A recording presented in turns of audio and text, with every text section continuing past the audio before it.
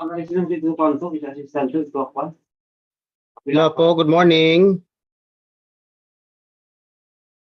Hello po, good morning. Good morning, sir. Good morning po. Okay. Morning po. Tinicheck ko lang po yung signal. Opo, sir. Okay, thank you po.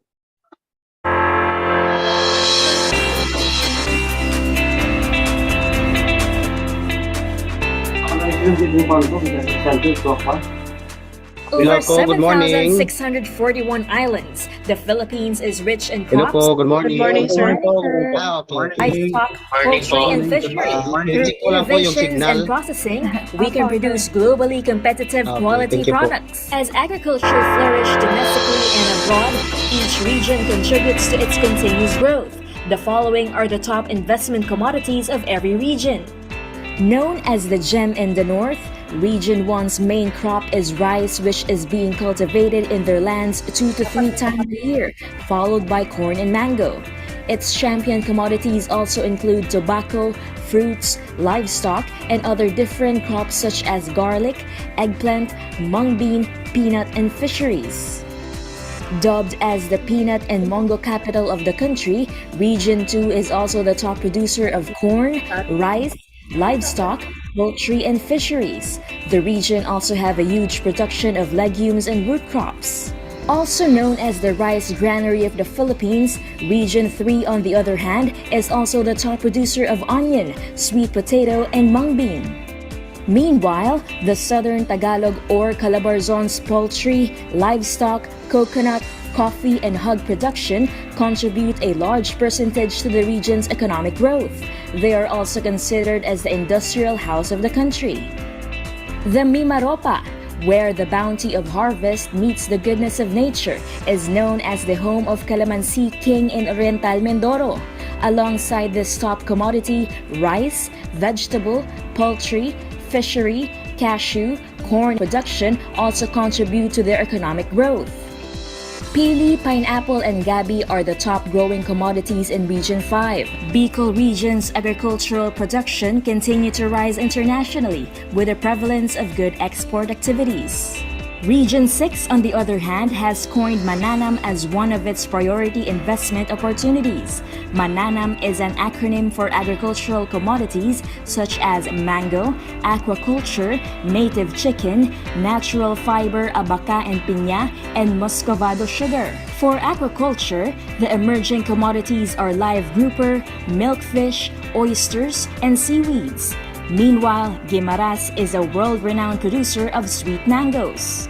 As we speak of mangoes, Region 7 is also at the top of being the country's dried mango capital. Moreover, their agricultural production is also competitive because of processed seaweeds, coffee and cacao, and native chicken. The Philippines is also the largest exporter of banana in Asia and second largest exporter worldwide. One significant contributor is the Eastern Visayas or Region 8. The region is also frontliner in terms of cacao and jackfruit. Zamboanga Peninsula or Region 9 is known as the rubber capital of the Philippines. Coconut, processed fish, seaweeds, livestock, mango, cacao, and other high-value crops are also among the top investment commodities of the region. Region 10 is a proud banana, coffee, and cacao producer. The region is also blessed with vast aquatic resources. The region, together with all other regions in Mindanao, is considered as food baskets in the country. Number 1 in banana, cacao, and coffee is Region 11. The region is tagged as the banana and durian capital of the Philippines. Aside from these, the region also produces fermented beans, corn, rice, abaca, black pepper, coconut, oil palm, hot chili, cassava, rubber. The third largest producer of mango and leading exporter of durian and pomelo, the king of fruits. Soc-Sargen or Region 12 is the pioneer in organic rice export program in the country. They are also known as a major producer of high-value crops like coffee and rubber. The region also relies on poultry, fisheries, livestock, and is a leader in palay and corn production. Meanwhile, the region's top export commodities are asparagus, pineapple, tuna, papaya, and abaca. Region 13, on the other hand, caters a huge percentage in cultivating cacao, coffee, rubber. Moreover, its regional coasts provide various fishery and other aquatic resources. Cordillera Administrative Region is called the vegetable production capital in northern Luzon. Top on their commodities list are coffee, vegetable, and rice. Different varieties of vegetables like potatoes, carrots, cabbages, Chinese cabbage, radish, sayote, sweet peas, and green onions Car's favorable environmental condition favors the growing of these commodities. Last but not the least, the home of oil palm that contributes 11% production share in the country, the Autonomous Region in Muslim Mindanao. Rubber and coffee are also two of their top investment commodities. The region is the fourth largest contributor of corn in the country. It is also a rich source of tropical fruits like durian, mangosteen, and lanzones. With its immense area, aquatic resources and fisheries thrive in this land. Curatcha, lobsters, sleeper crabs, and other crustaceans can only be found in its deep blue seas. Abundant in resources, bountiful in production, and rich in hard-working people. This is the agribusiness in the Philippines, the land of endless harvests and investments. Invest in agriculture.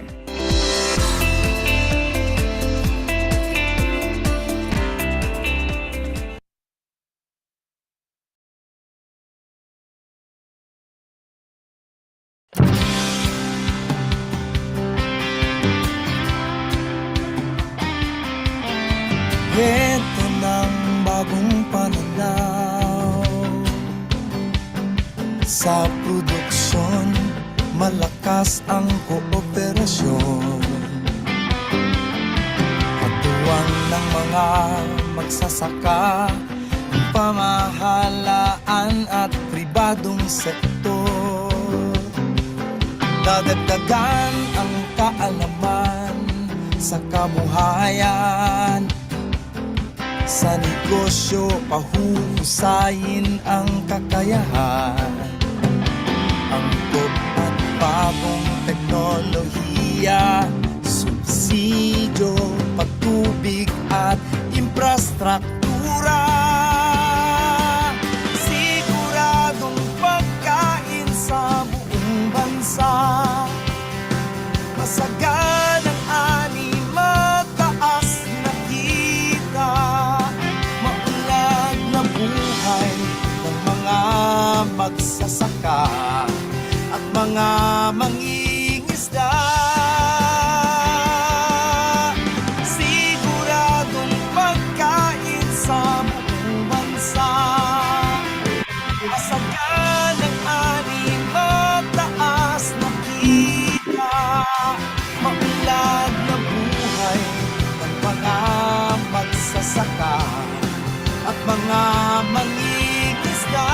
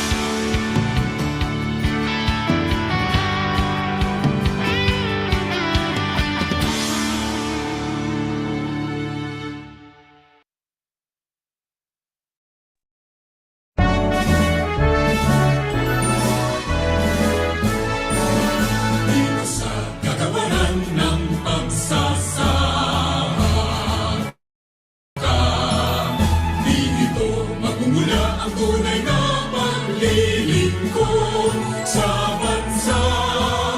Katuwang ng mga magsasaka, katuwang ng mga mangingisda, kasama tungo sa pagmulat ng bansa. Sa gusto at makabagong teknolohiya, iba yung kakayahan at lakas sa pagsasaka, sapat na suporta sa agrikultura at patnubay ng dakilang manlilihan. Dito sa kagawaran ng pagsasaka, dito kami ay tapat na maglilingkod sa bansa. Katuwang ng mga magsasaka, katuwang ng mga mangingisda, kasama tungo sa pagmulat ng bansa.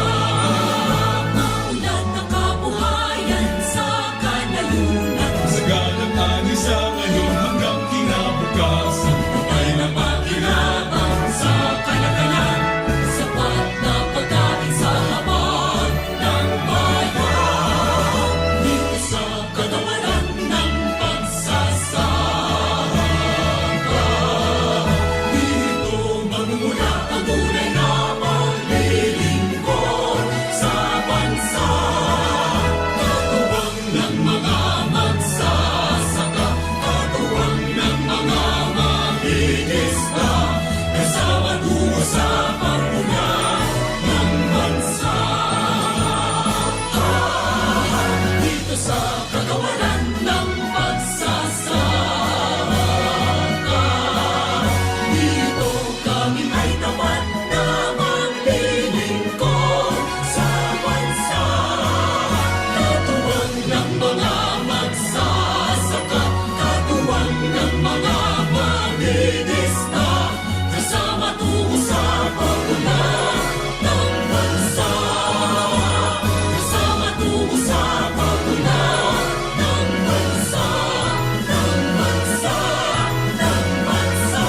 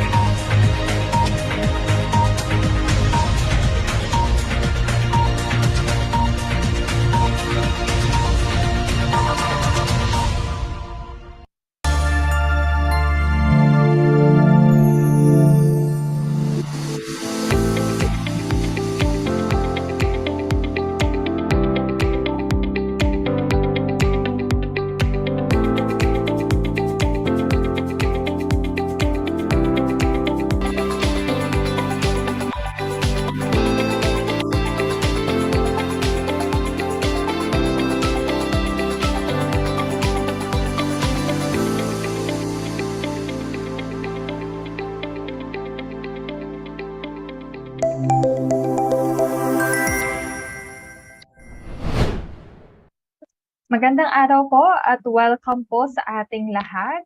And good morning po dito sa ating Zoom chat. Good morning from Mr. June Legaspi, Dario Divino, Emelita Mayor, Joselito Salmo, Edna Yorong, Diana Hasalam. Good morning po from BARM. Carol Gay, Muhammad Riza, good morning po. So good morning po sa ating lahat and to also our FB Live viewers and YouTube Live viewers. Thank you very much po for joining us today sa ating Day 1 of Usapang Agribiz, a virtual agribusiness opportunities forum on coconut. So my name po is Hannah Quito from the Agribusiness Promotion Division, and I will be your host for today's virtual forum. So last September 20 and 21 po, we talked about the opportunities in passion fruit. So doon po sa ating forum na yon nakapag-connect po tayo ng farmers and also the farmer cooperatives to a big processor na partner din po namin, which is the KLT Fruits Inc. Kung na-miss niyo po iyon, ang recording po ay posted sa ating Facebook page, DA Agribusiness-AMAS. And pakilike na rin po and follow ang ating page para updated kayo sa mga susunod na events tulad nito. So ngayong araw naman po, ang pag-uusapan natin ay ang production technology sa coconut, Cocoa Levy Fund, and other programs and projects by the Philippine Coconut Authority. So hopefully you are all excited, and let's begin the program with the prayer followed by the singing of the national anthem.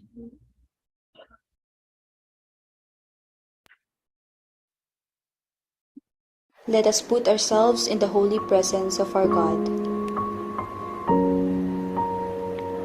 Father in heaven, always merciful and giver of life, we humbly ask that you bless each one of us. From the speakers, program committees, guests, and participants, guide us to make better decisions as we incorporate what we will learn throughout this activity. Thank you for the infinite blessings and countless opportunities. Lord, today as we start our activity, may we always be grateful to learn new things. Shed the light of your wisdom and bless each one, especially our speakers as they will share their knowledge with us. Through your mercy and grace, may peace and utmost understanding shine and dwell unto us. Almighty God, accompany each one and help us concentrate, gain more knowledge as we listen attentively. This we ask in Jesus' name. Amen.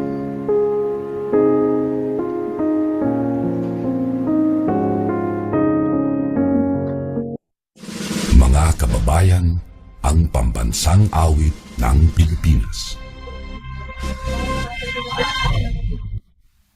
Kayang mag-ibig, helas ang sinakanan, alam ng puso, sa dikit mo'y buhay. Lupang hinirang, tuyag ka ng magiting, sa mandulupin, di ka pasisigil, sa nagatak tutok sa simoy at sa langit mo bagaw, ay hinatang tulang awit sa pagkayang minamahal. Ang isang ng matawad mo'y tagumpay na nag-iindig, ang bituin at araw niya kailan ang may di matidinig. Luman ang araw ng walhagit pagsinta, buhay langit sa piling mo. Ang inigaya ng pagkay mga api, ang mamatay ng dahil sa'yo.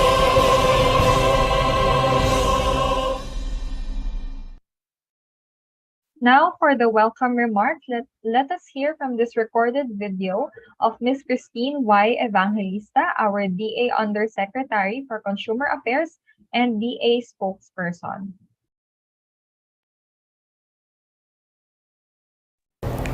Good morning to all. Let me welcome you to this event, the Virtual Agribusiness Opportunities Forum, organized by the DA Agribusiness and Marketing Assistance Service. To our FCA partners, representatives from the Philippine Chamber of Commerce from Luzon, Visayas, and Mindanao, our local government units from different provinces, and those participants looking for opportunities in agriculture, I thank you for participating in this event. Part of the mandate of AMAS is to promote agribusiness opportunities, especially the commodities with huge market demand in local and export markets.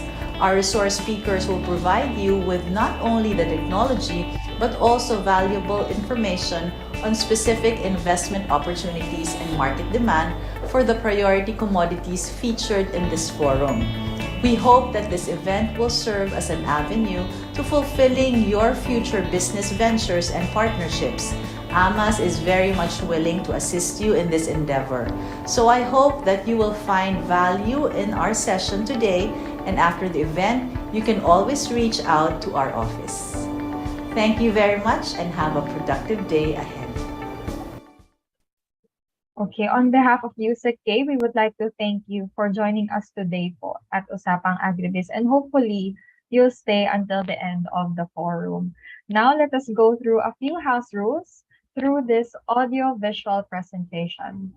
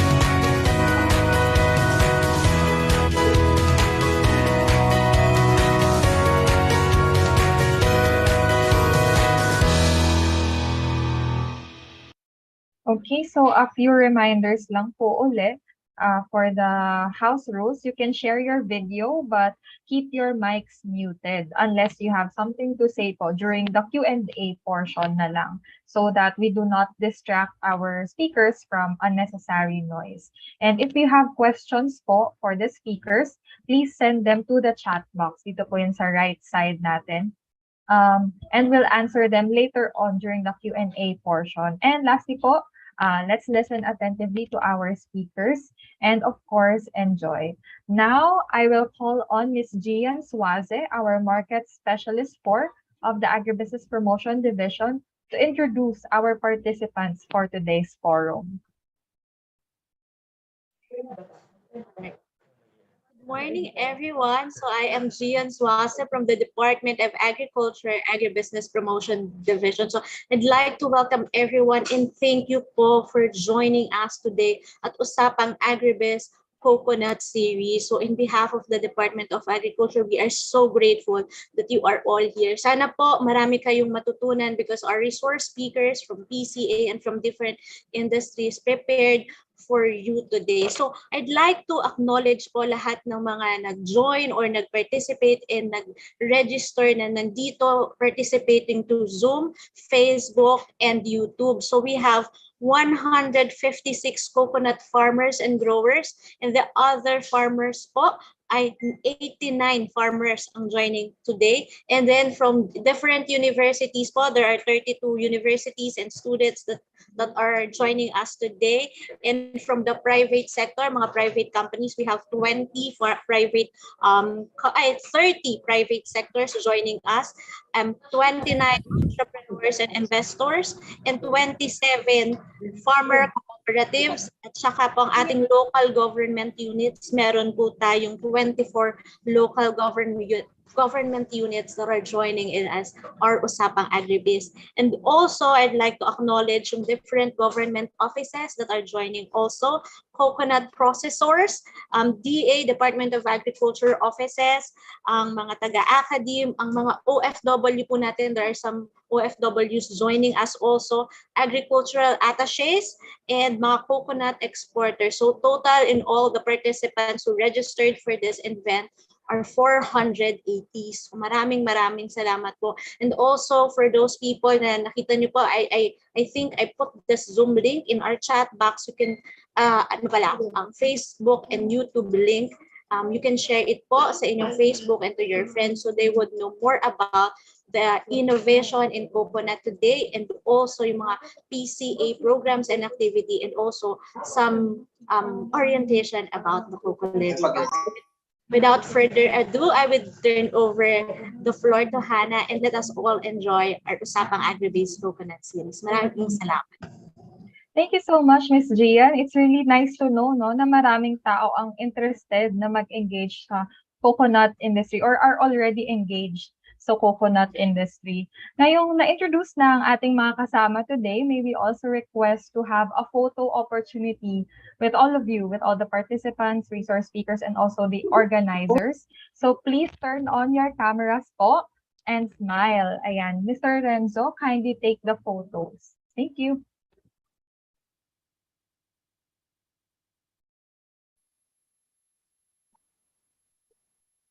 So smile lang po tayo kasi medyo madaming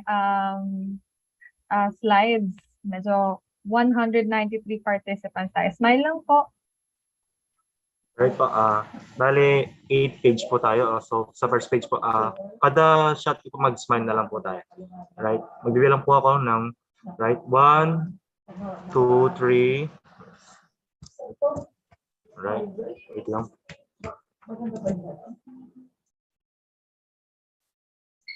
Wait lang po. Saving lang po sa first page.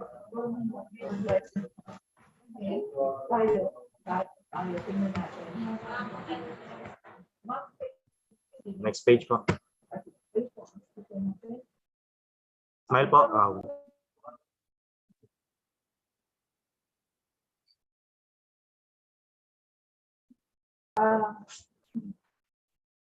Right po. Nasa page 2 na po tayo ng shot ko na po. Wait lang po. Saving lang po. Siguro mga 1 hour.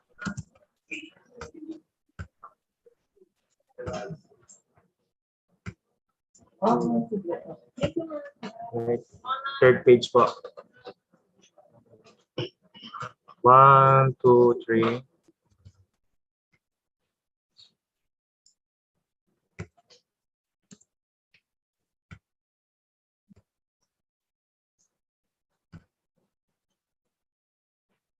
Right, fourth page po. Smile po. 1, 2, 3.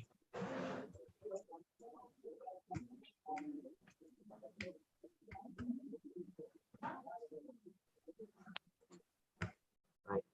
Fifth page po. Bilang po ako. 1, 2, 3, smile.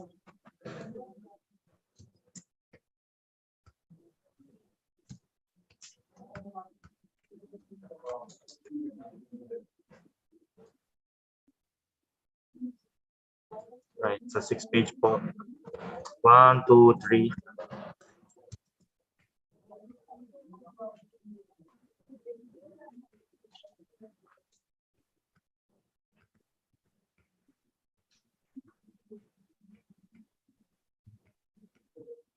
Right, seventh page po.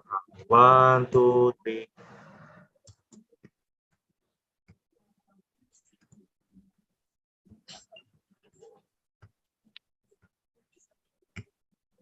Sa 8th page po, 1, 2, 3.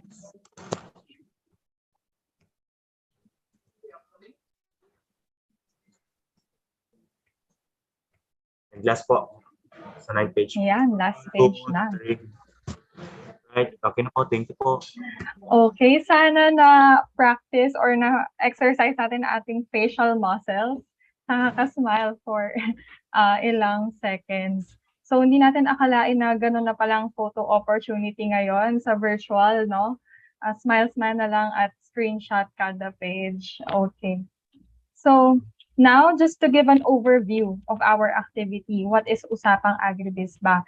So, it is a virtual forum po where we aim to provide you, our participants, with valuable information regarding market and agribusiness opportunities. And ngayon po sa ating coconut series, it is specifically on coconut. So through this forum po, we plan to establish a database of growers, processors, businesses, investors, and also the government sectors to partner together to close agribusiness deals and to mas mapalago pa po ang ating agribusiness or agriculture industry. So yun po talaga ang goal natin na bukod po from sharing information, we would also like to na makapag-partner po tayo and makapag-network. So yan po ang Usapang Agribiz. Now, we can formally start our discussions. So let me call on our first speaker to discuss the coir processing technology, charcoal briquette technology, and post-harvest processing machineries. So our resource speaker has experience for 15 years, experience teaching for 15 years as a college instructor and also a private tutor. He is a licensed chemical engineer by profession, and he started working in the Philippine Coconut Authority in 2013 as a coconut development officer. Now he is the acting division chief 3 in the non-food product development division. May we call on Engineer Clifford M. Pagacta. Hello, ma'am. Good morning. Good morning po. Is my audio clear? Yes, sir, clear. Okay, good morning, everyone. So let me share to you my presentation.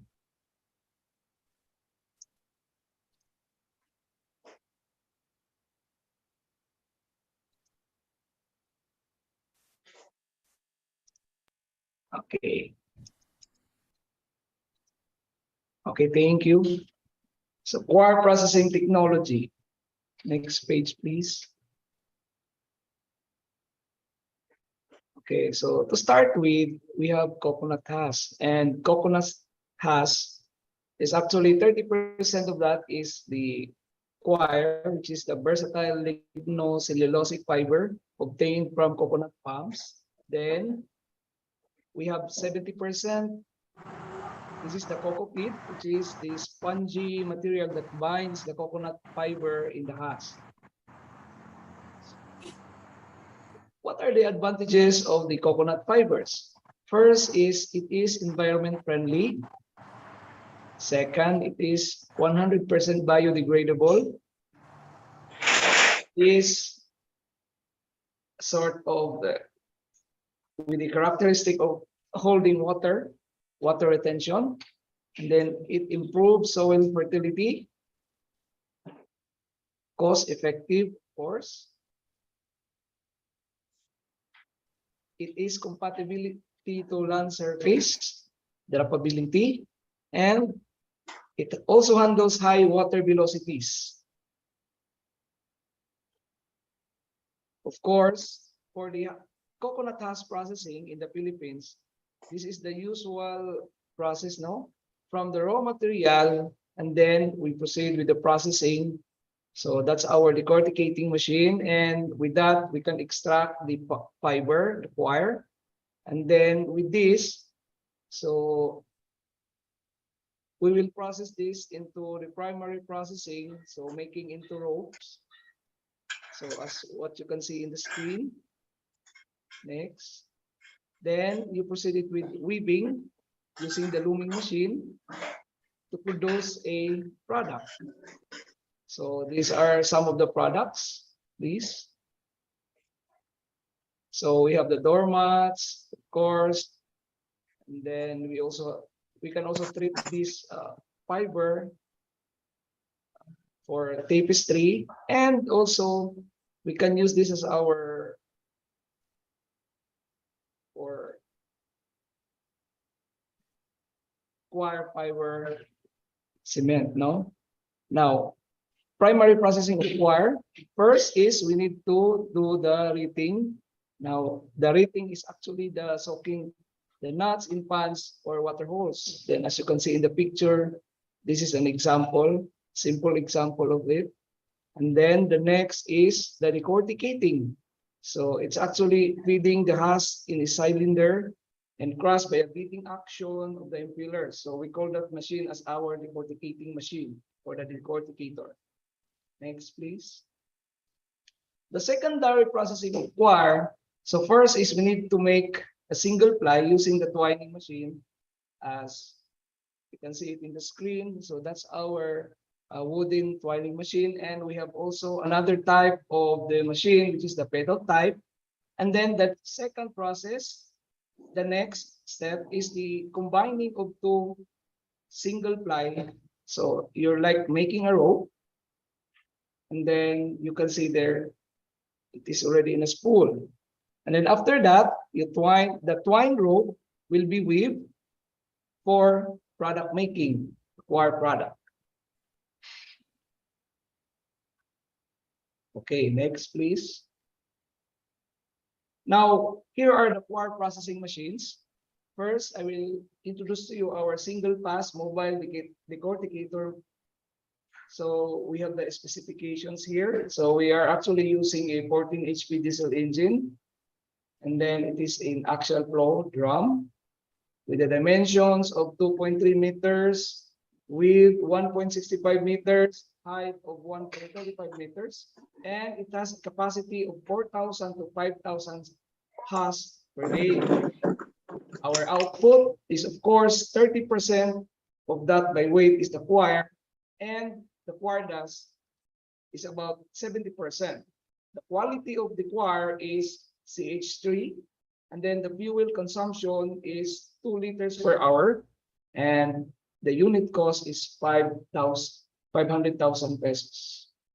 Next, please. Then we have our manual coir baling machine. Actually, this is a mobile. So with the specifications of manual drive of screw or scissor jack mechanism, gross weight of around 135 kilograms, with the dimensions of 67.5 centimeter, the width is 67.5 centimeter, and the height is 152 centimeter, and its capacity is 35 kilograms per bale.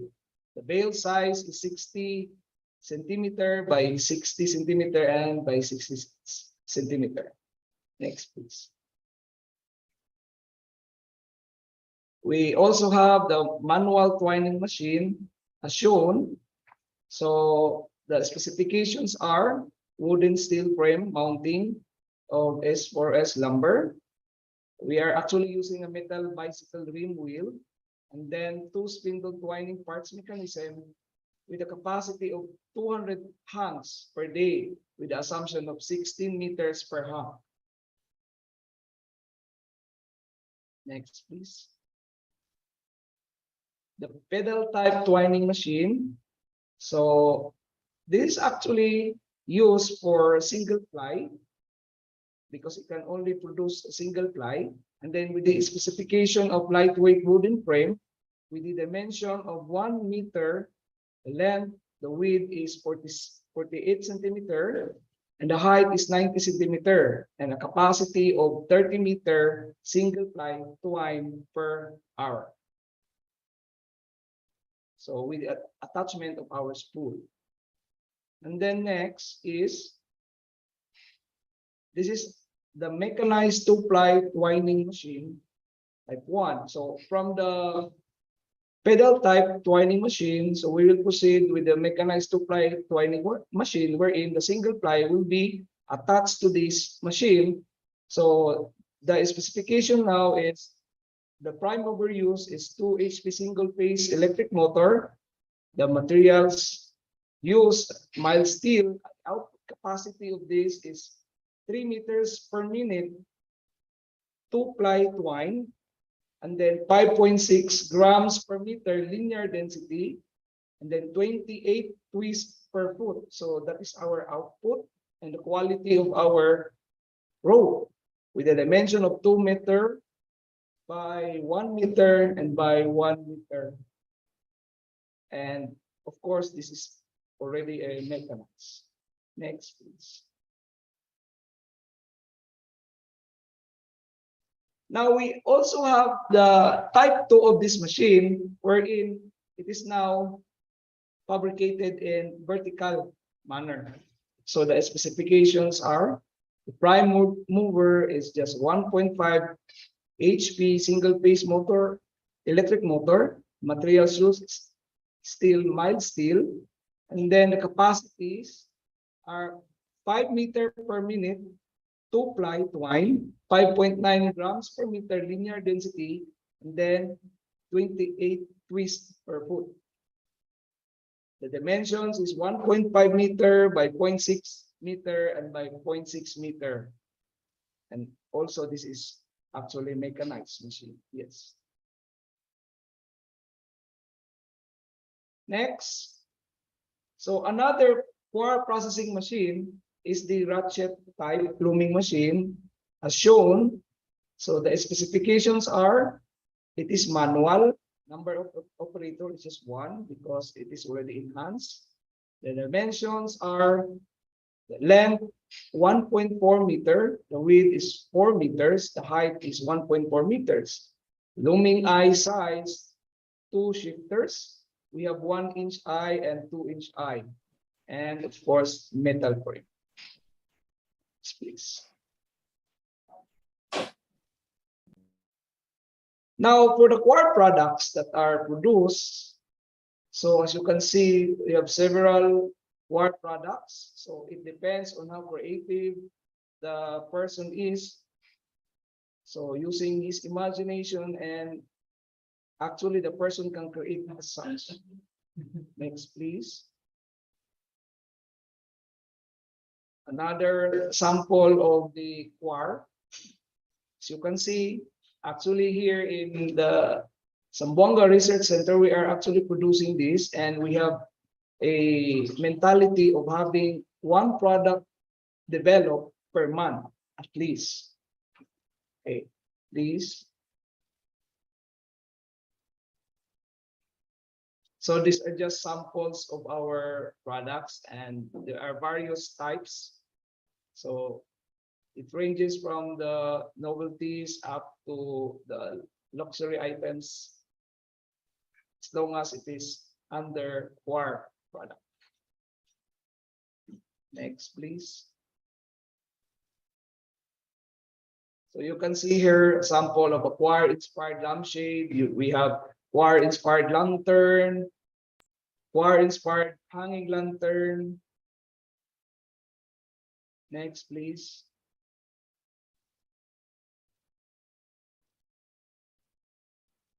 So from G-Unit, of course, so we can actually combine it with the furniture and be a seat cover, and then the quark chair, the hanging lamp, the organizer, and even the quark hollow block.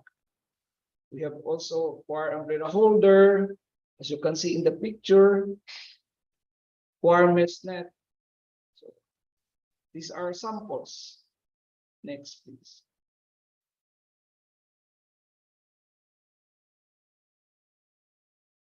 Then, of course, the tapestry, the quark bag, and the fiber sandals. Actually, the fiber sandal is pure fiber. There's no rubber in it. Next, please. And to apply this in season, no, we know that it's already a bear month, so we have a quark snowman and a quark Christmas tree. So this is just an example of our existing products here in Zamboanga Research Center. Please. Okay, let me go forward with our new technology, which is the charcoal briquette processing technology. Please. Okay, to start, we have the carbonization. Actually, carbonization is a process in chemical technology called pyrolysis. It is the breakdown of complex carbonaceous material into elemental carbon and some chemical compounds by heating in the absence of air. Now, the efficiency in carbonization, we have the factors. First is the lignin content. So the high lignin content, this is also equal to the high yield of charcoal. So mature cocoa shell or wood is ideal for charcoal production. The next factor is the density. So dense materials give dense, strong charcoal. And then we also have the temperature.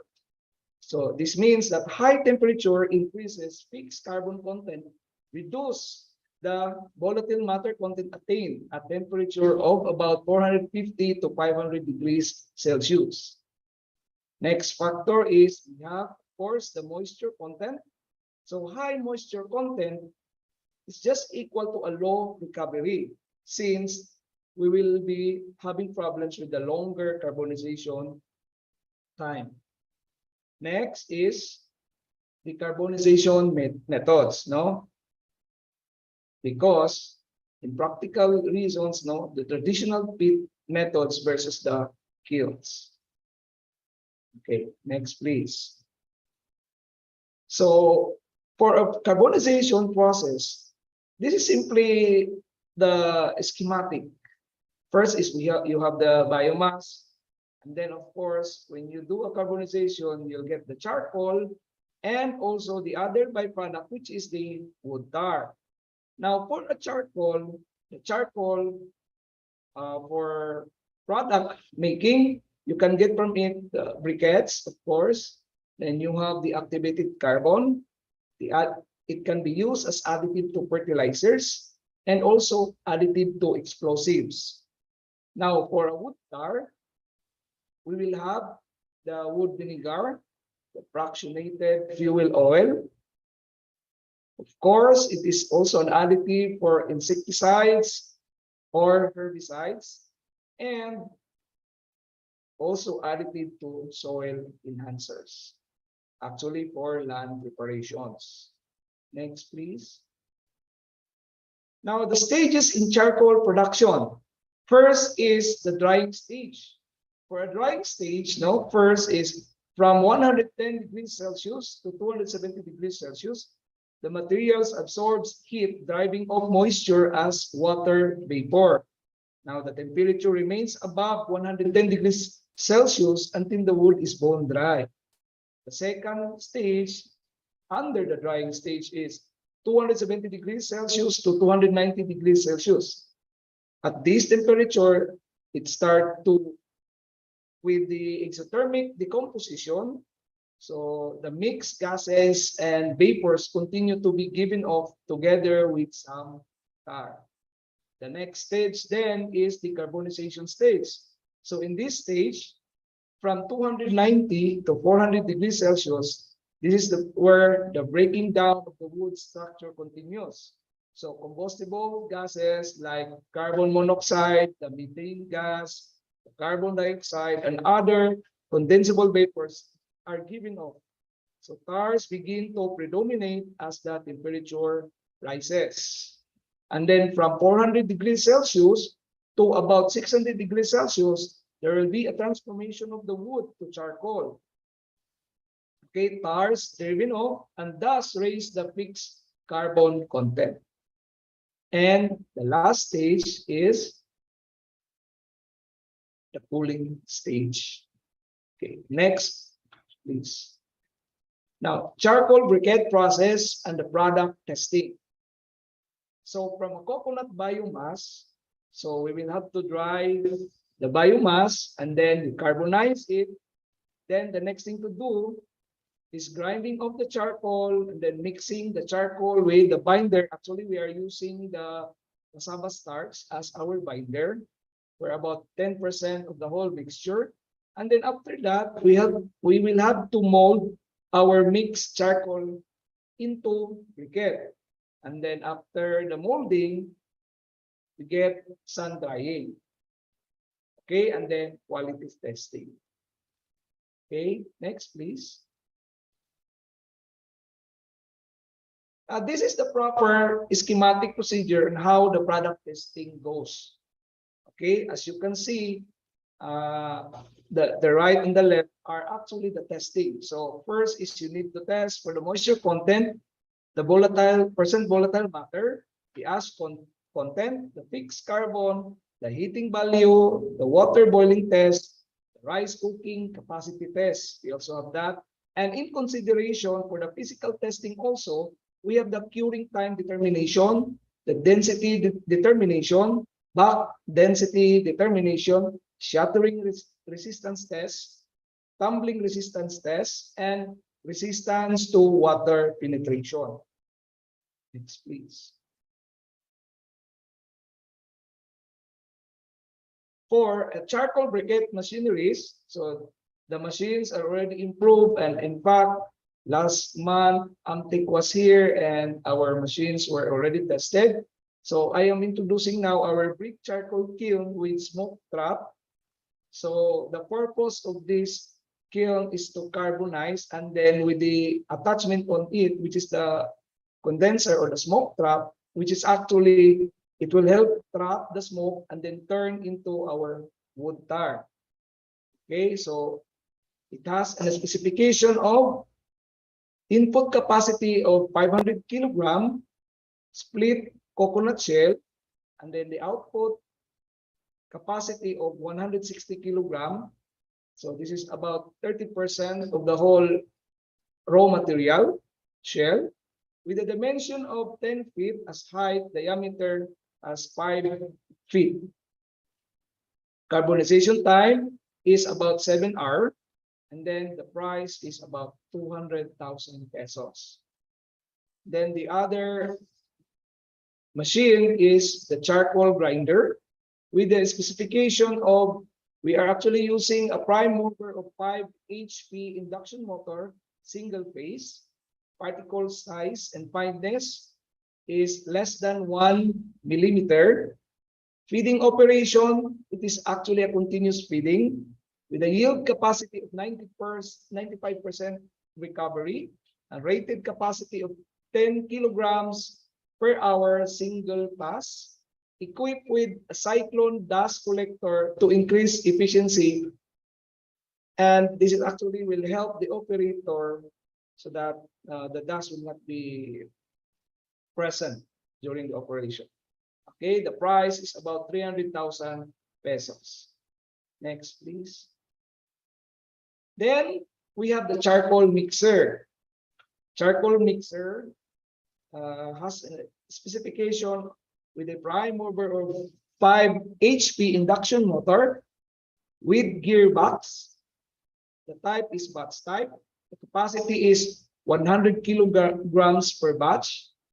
The cylinder dimensions is 3-inch diameter by 3-inch. The machine dimension is 66 inches by 66 inches and 65. Mixer blade, paddle type. Mixer rotational speed of 20 RPM and with a price of 350,000 pesos. Then we also have the briquette dryer or oven. Okay, with the specifications of heat source, of course, biomass. We can use the biomass. 400 to 500 pieces charcoal briquettes per batch. The dimension is 3 feet by 3 feet by 7 feet. The material used is mild steel, and then it has 4 layers of charcoal briquette tray, and the price is about 80,000 pesos. Then the briquetting machine. This is actually an enhanced one. So it has a specification of 10 HP induction motor, dimensions of 82 by 35 by 41 in inches, in cubic inches, and then input capacity of 130 kilograms per hour as weight, charcoal mixture, and then the output rated capacity is 100 kilograms per hour dry briquette, and with a price of about 350,000 pesos. Next, please. Okay, so let me proceed with more of our post-harvest machineries. So there will be a video for this. I hope you will watch it. Of course, you are here, so please proceed. Okay.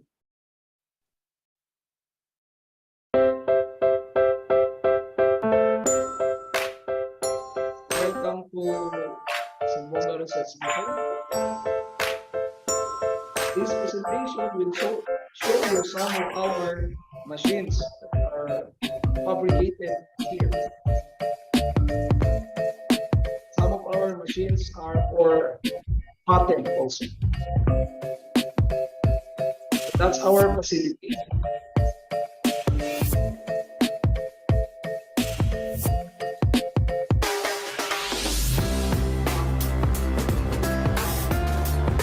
Our rotary book of filler.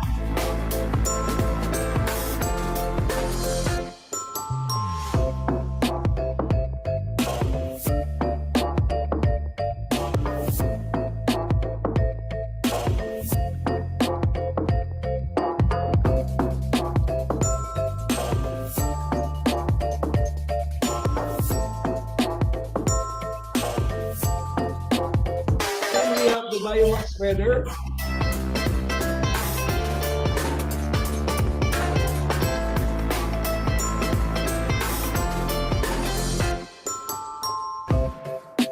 Biomass spreader can be used for GoPro and other biomasses.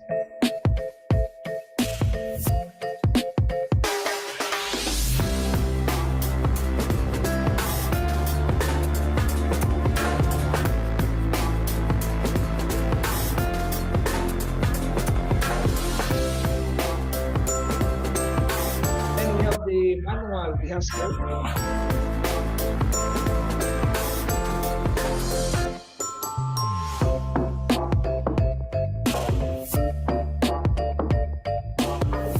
And coconut husk chipper.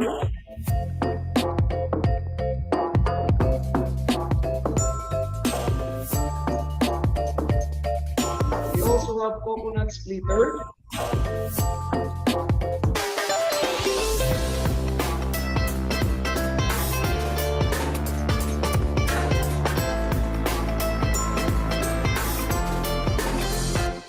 And of course, the solar powered dryer for white.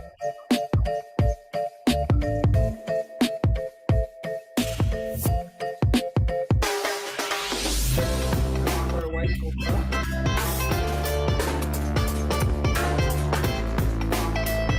Copra mini hammer mill.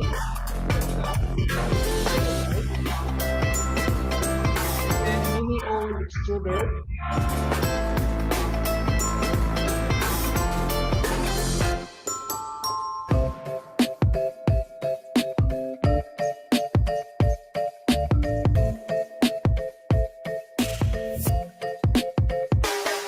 That's the white oil there. And also we it's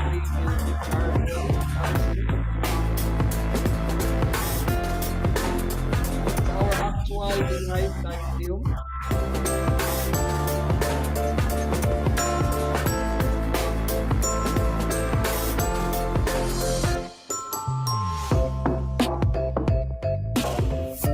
That's our grinder in operation.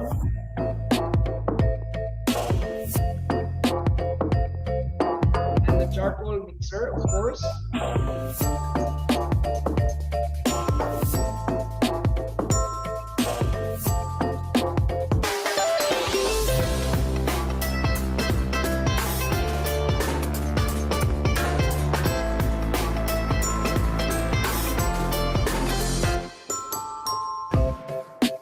Mechanized printing machine.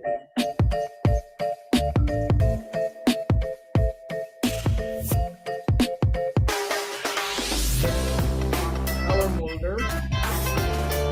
Cutter.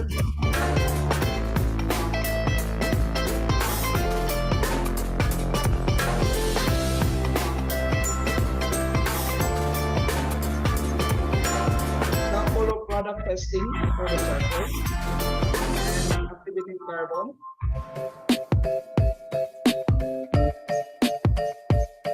Now proceed with coconut processing and product development.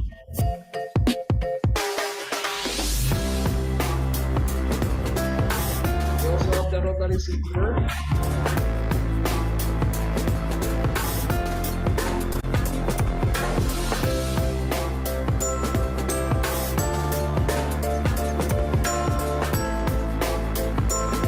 Our operation grinding machine.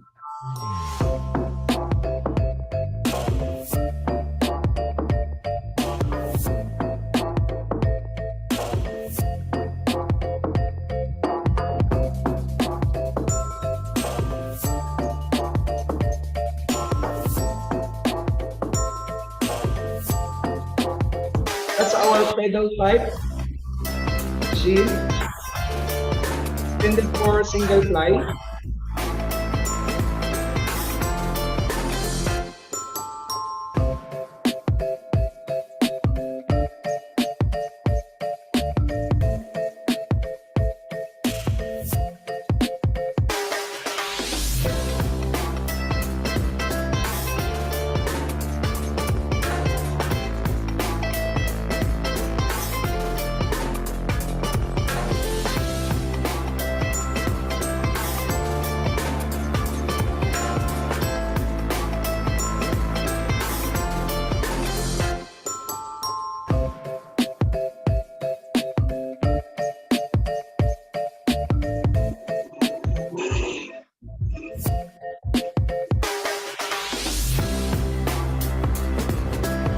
Our looming machine.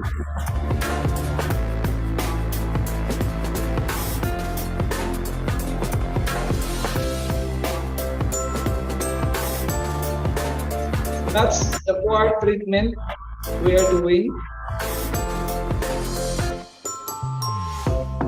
coir dyeing.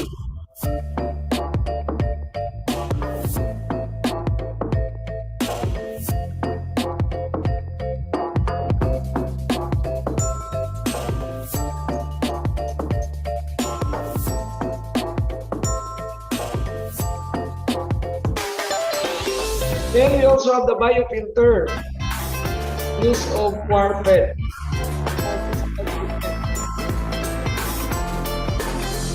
The tannin extracting facility.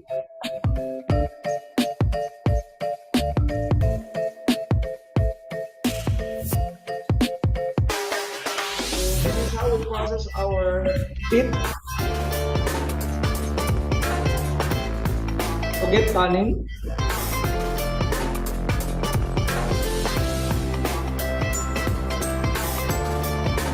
That's our dry tannin.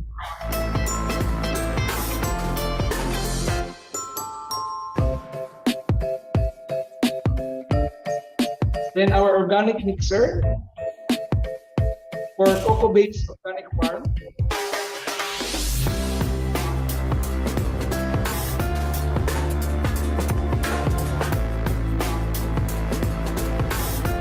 For some tests needed, quality and efficiency. Then coconut-based organic farming.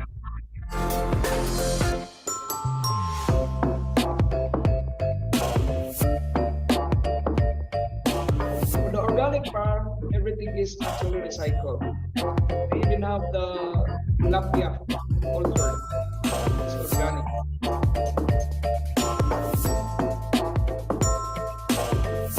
So these are just the advantages of a cocoa-based organic farm. Then for the cocoa-based mushroom culture,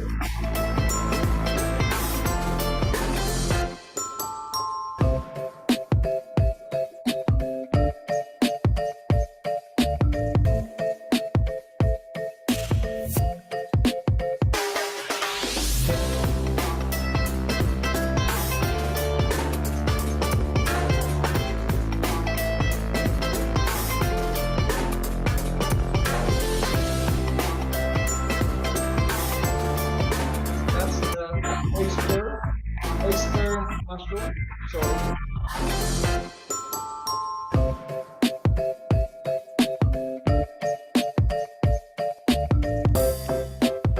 Thank you for watching, and then thank you everyone.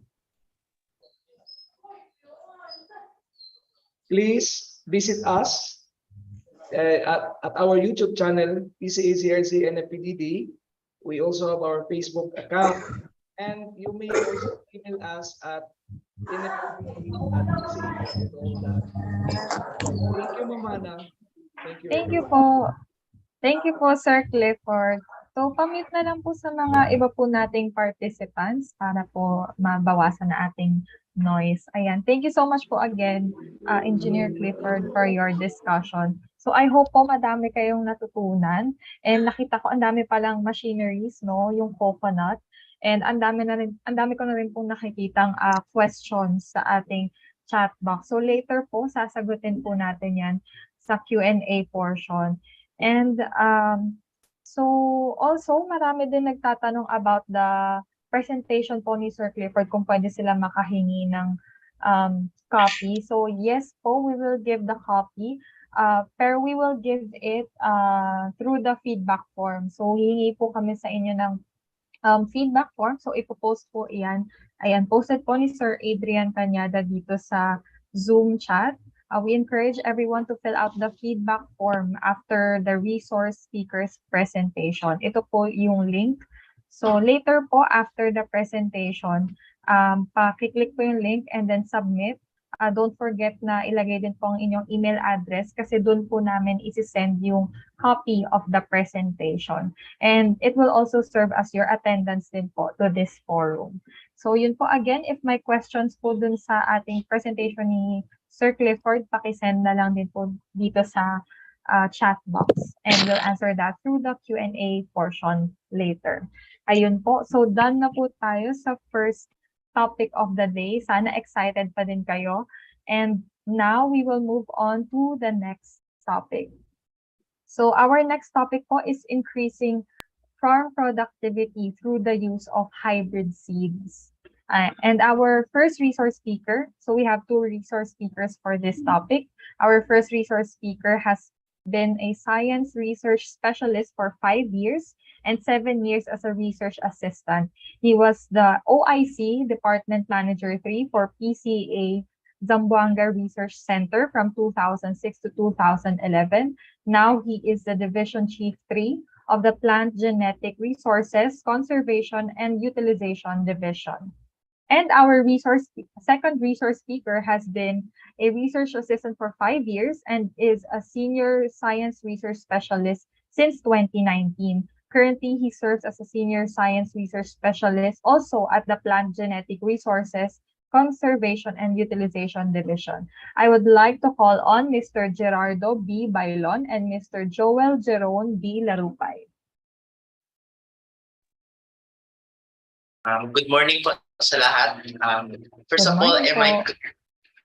is my voice clear already po? Yes, clear po.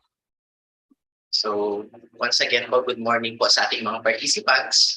And in behalf of our Division Chief, Sir Gerardo B. Bailon, I am Joel Jerome Bilarupay from the Plant Genetic Resources Conservation Utilization Division of the PCA Zamboanga Research Center, and I will be presenting our topic, increasing farm productivity through the use of hybrid seeds. So, first, let me share my presentation.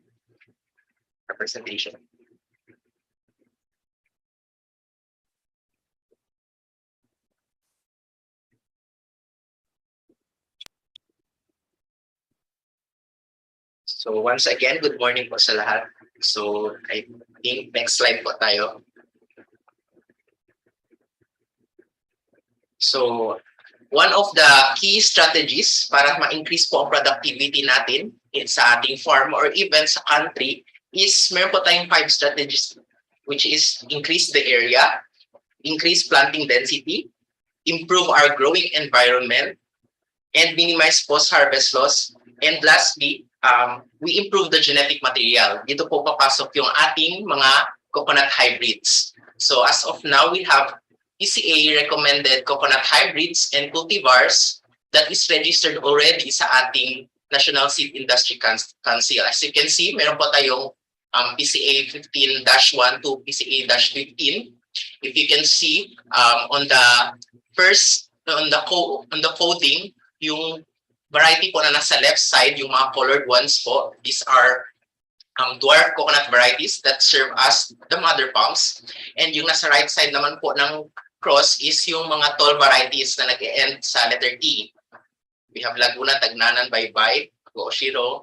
And if you can note the PCA 15, meaning it underwent 15 years of evaluation.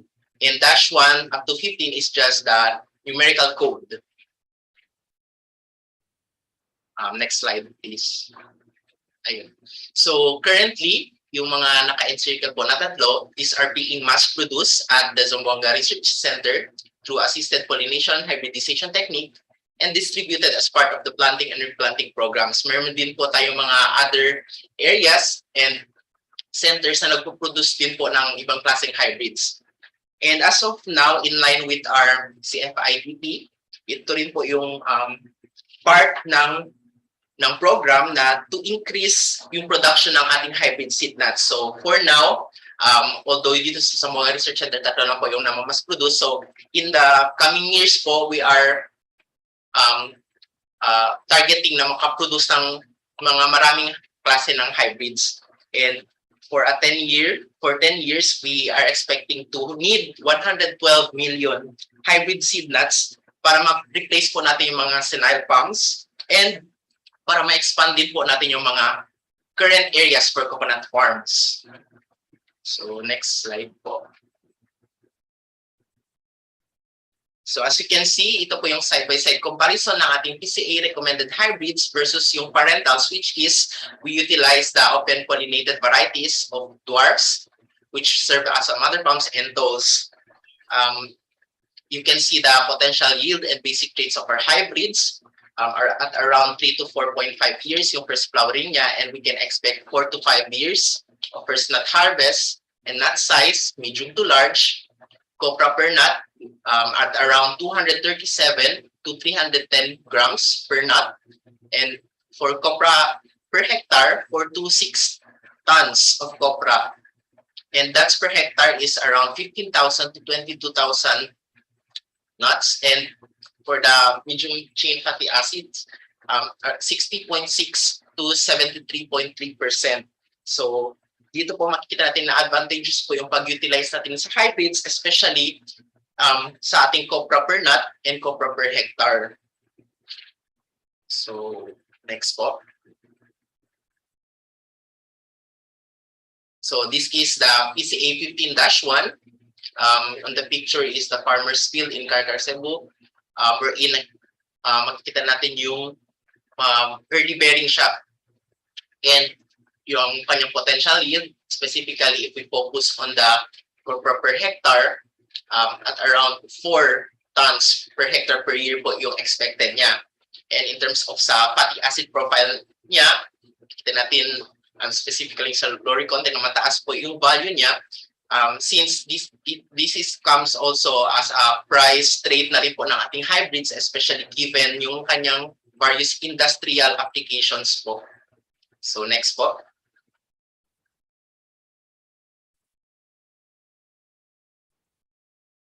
So next is the 15-2, which is the cross of MRD by Tagnanan, or also known as Matag. If you can see na 6 po yung copra per hectare niya per year, and mataas din po yung kanyang fatty acid profile. Next slide po. And next is the PCA 15-9, which is the Takunan Dwarf by cross with Tagnanantol. And same din po sa kaninang 15-2 na hybrid natin. We also have 6 tons of copra per hectare per year. And also, same also with the other two, mataas din po yung kanyang fatty acid profile. And on the picture po, ito po yung one of our clients po na with the hybrid on North Cotabato.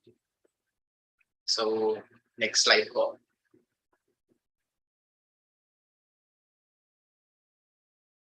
So aside po sa advantage niya sa copra production, we also conducted a varietal evaluation po ng ating mga different varieties, including po yung ating hybrids, para ma-assess po natin kung ano magagandang mga high value products or ano po yung mga varieties natin na best for specific high value products. So first po, we have the top varieties for our toddy production, wherein yung ating nasa top 10, we have 5 po yung mga hybrids natin na na-evaluate na magaganda po sila in terms po para sa ating toddy production or yung tuba. And in terms of general po, in terms of overall hybrid performance, makikita na rin po natin na compared po with our dwarf and tall, mataas din po yung toddy production yan, liters per month. So next po. So same po with our soft sugar production. Overall, yung hybrids po natin, mataas po yung sugar production kilos per month niya. And also on the top 10, we have also same lang po yung mga kanina compared, similar doon sa toddy production. 5 out of that 10 top 10 varieties are all hybrids, especially yung ating 15-2, which is yung ating MRD by Tagnanan. Makikita natin na mataas yung kanyang monthly soft sugar production. And also, if we need to produce 10 ton, we only need less hectares para ma-achieve natin yun. So, kumpara po sa ating mga varieties, other varieties. Next slide po.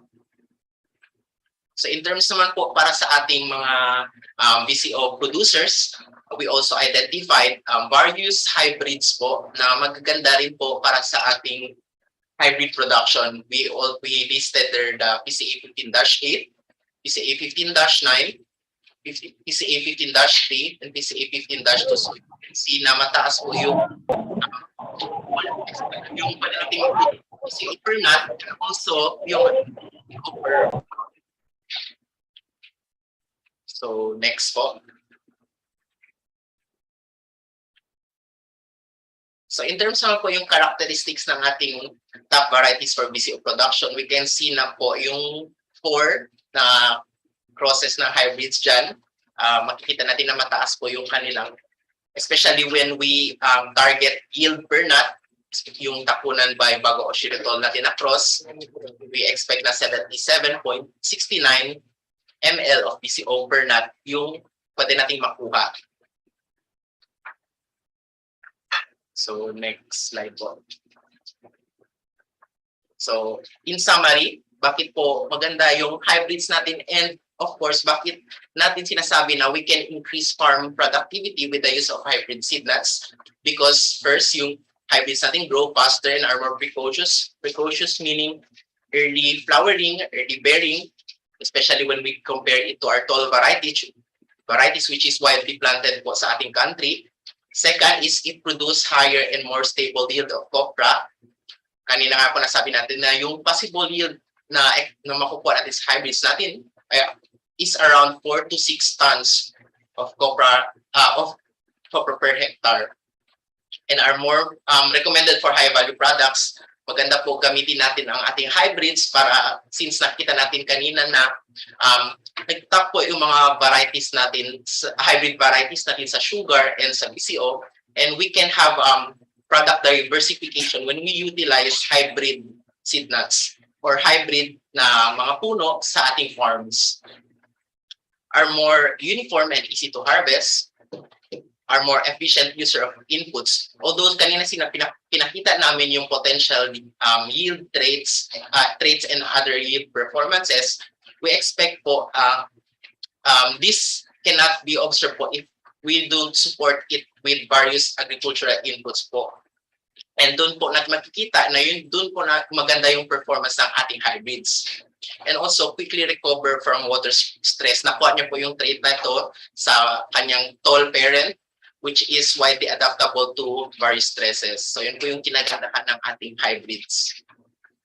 So next, I think that's all po, and you can type po your questions in the comments, and nandito na po ngayon ang aming division chief. Later on, we can answer po your queries. Okay po. Thank you so much po, Sir Joel, and also to Sir Gerardo sa napakagandang discussion. So kung meron po kayong katanungan, actually marami na pong nagsisend sa ating chat box. Pakisend na lamang po ang inyong katanungan about production technology and also hybridization dito sa ating chat box, and sasagutin po natin during the Q&A portion. And meron din po mga nagtatanong kung pwede pong makakuha ng copy of the presentation. So baka po na-miss nyo kanina since marami po tayong bagong pasok na participants. 253 na po tayo ngayon. So meron po tayong feedback form. So isasend po yan dito sa chat box, ang link sa feedback form. Pakisagutan na lamang po after the forum, after po lahat ng resource speakers na mag-talk. And gagamitin po namin ang email address na registered po doon para ma-send sa inyo ang mga copy ng presentation. And that would also serve as your attendance to this forum. So ayun po, thank you so much.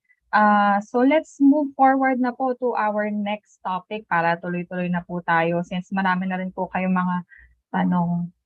And so our next resource speaker is the Project Development Officer 4 of the Program Management Office of the Philippine Coconut Authority. I would like to call on Mr. Jimbo Malyan. Hello, good morning sa mga sumusubaybay po sa Usapang Agribusiness. Ngayong araw na to, I think there are more than 250 na mga sumusubaybay, and magandang araw din po sa host, Ms. Hannah Quinto, and sa aking mga kasamahan sa PCA that are also resource speakers in today's Agribusiness, Usapang Agribusiness Forum. So siguro we could already help me project my slide for today's presentation.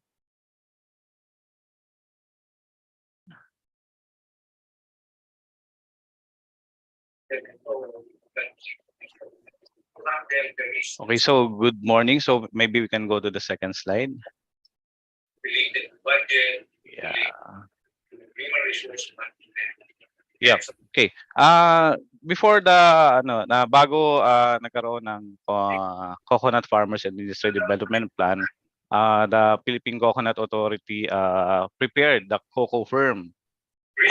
This is in anticipation na bago mapirmahan yung Republic Act 11524 or yung Coconut Farmers and Industry Development Act last February 2021.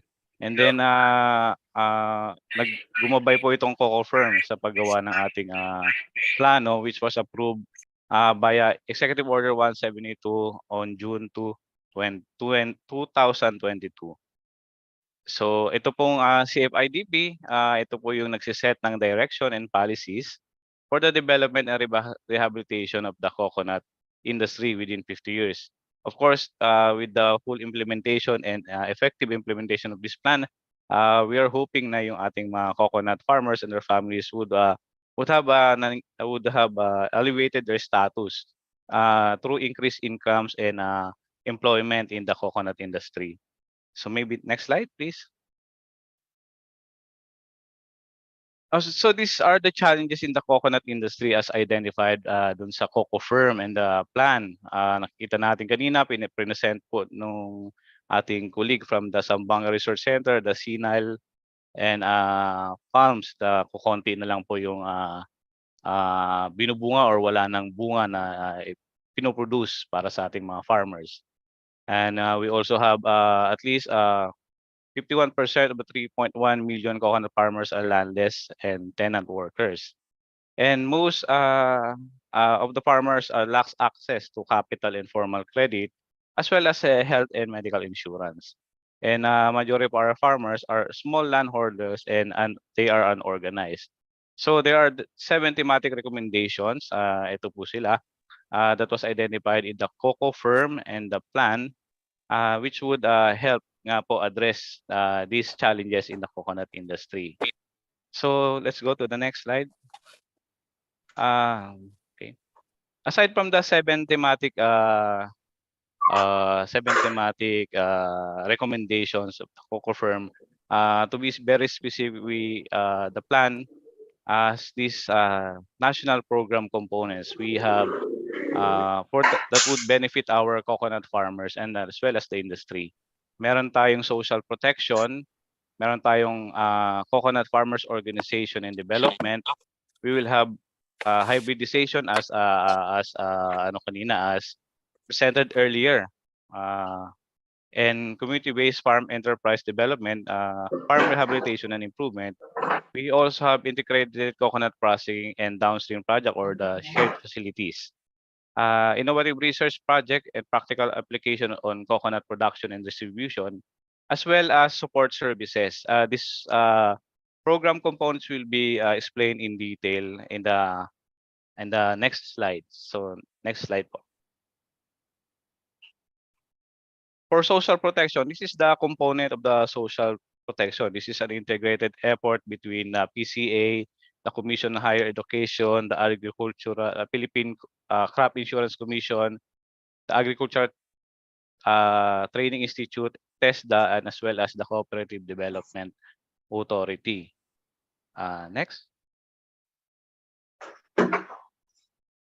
For our health and medical program, and which should be implemented by the Philippine Coconut Authority, alam naman natin na ang ating mga mahihirap na mga coconut farmers they lack the resources, or they are most vulnerable to sickness and disability because they lack the resources to prevent and mitigate these sicknesses and disability.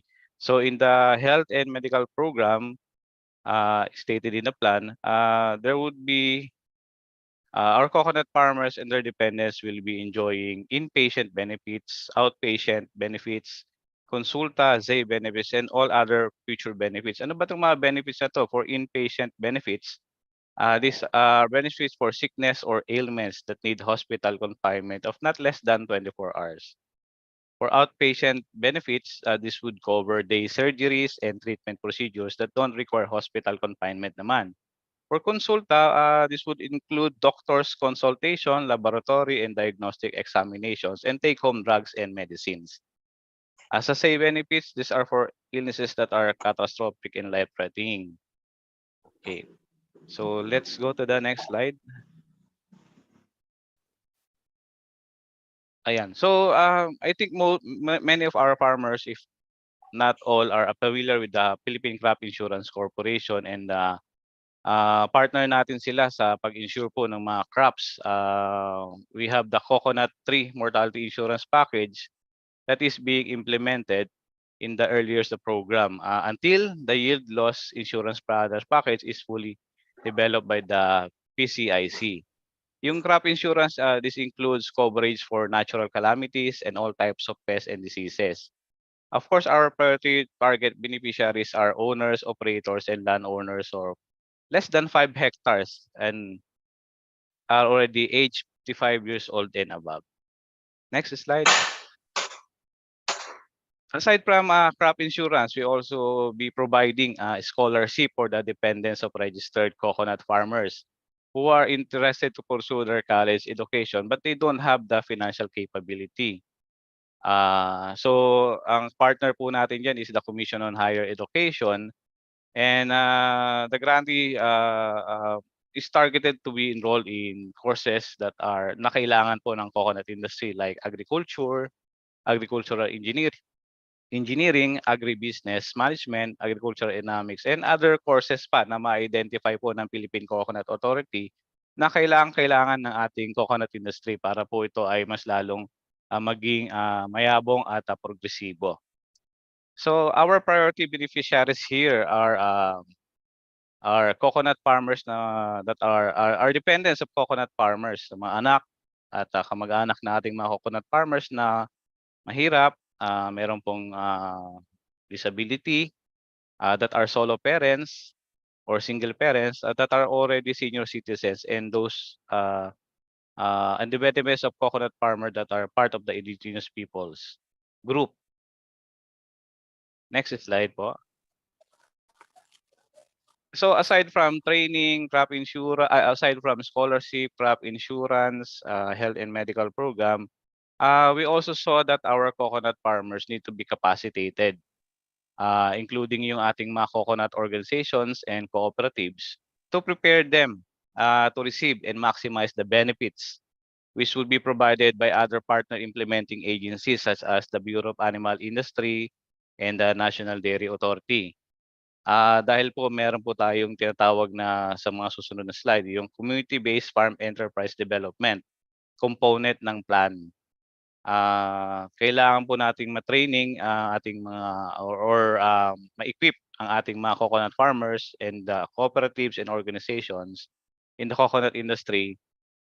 This would be provided by two partner agencies. We have the Agricultural Training Institute and TESDA. Specifically for ATI, in the next 5 years, they would be providing training in native animal production and management, dairy farm operation, on milk processing and management, coconut and coffee or cacao farming system, as production and of coconut products and bioproducts, and many other more trainings. On the part of TESDA naman, they will be providing free skills and entrepreneurship training, national competency assessment, training support on agricultural crops, coffee and animal production to professionalize po, empower and develop our coconut farmers and their families para maging productive sila and hence improving their income and livelihood. Next slide, sir.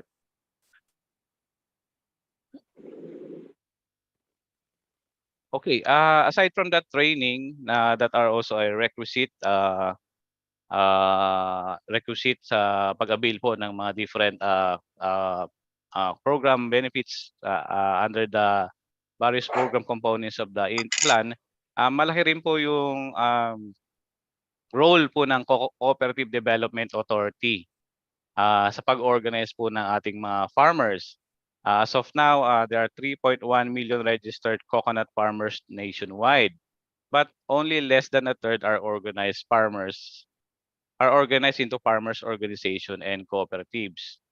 And many of our existing cooperatives, kung meron man cooperatives, are not capable of managing cocoa-based enterprises. As well as there are also numerous unorganized coconut farmers or not members of any organization or any cooperative. So in order to address this situation, the CDA, our partner agency, is expected to have 830 coconut farmers cooperatives na capacitated. 247 coconut farmer organizations transformed into cooperatives. So from organization, they needed to be transformed into cooperatives to avail of the many benefits of the program. And of course, we have 282 new coconut farmer organization formed out of unorganized farmers. So meron kasi may mga component yung program na only organization and cooperatives would be able to avail. And of course, they would have conducted nearly 500 training for organized development. Next. So hybridization, this was explained na kanina ng ating resource speaker, so I will not anymore dwell much on this. Initially kasi ano lang naman po the hybridization program of the plan has two components with PCA and DOST card as partners. So 15% goes to PCA for the operationalization of the hybridization program, while 5% will go to the DOSTP card for research and development on the hybridization program. Next slide.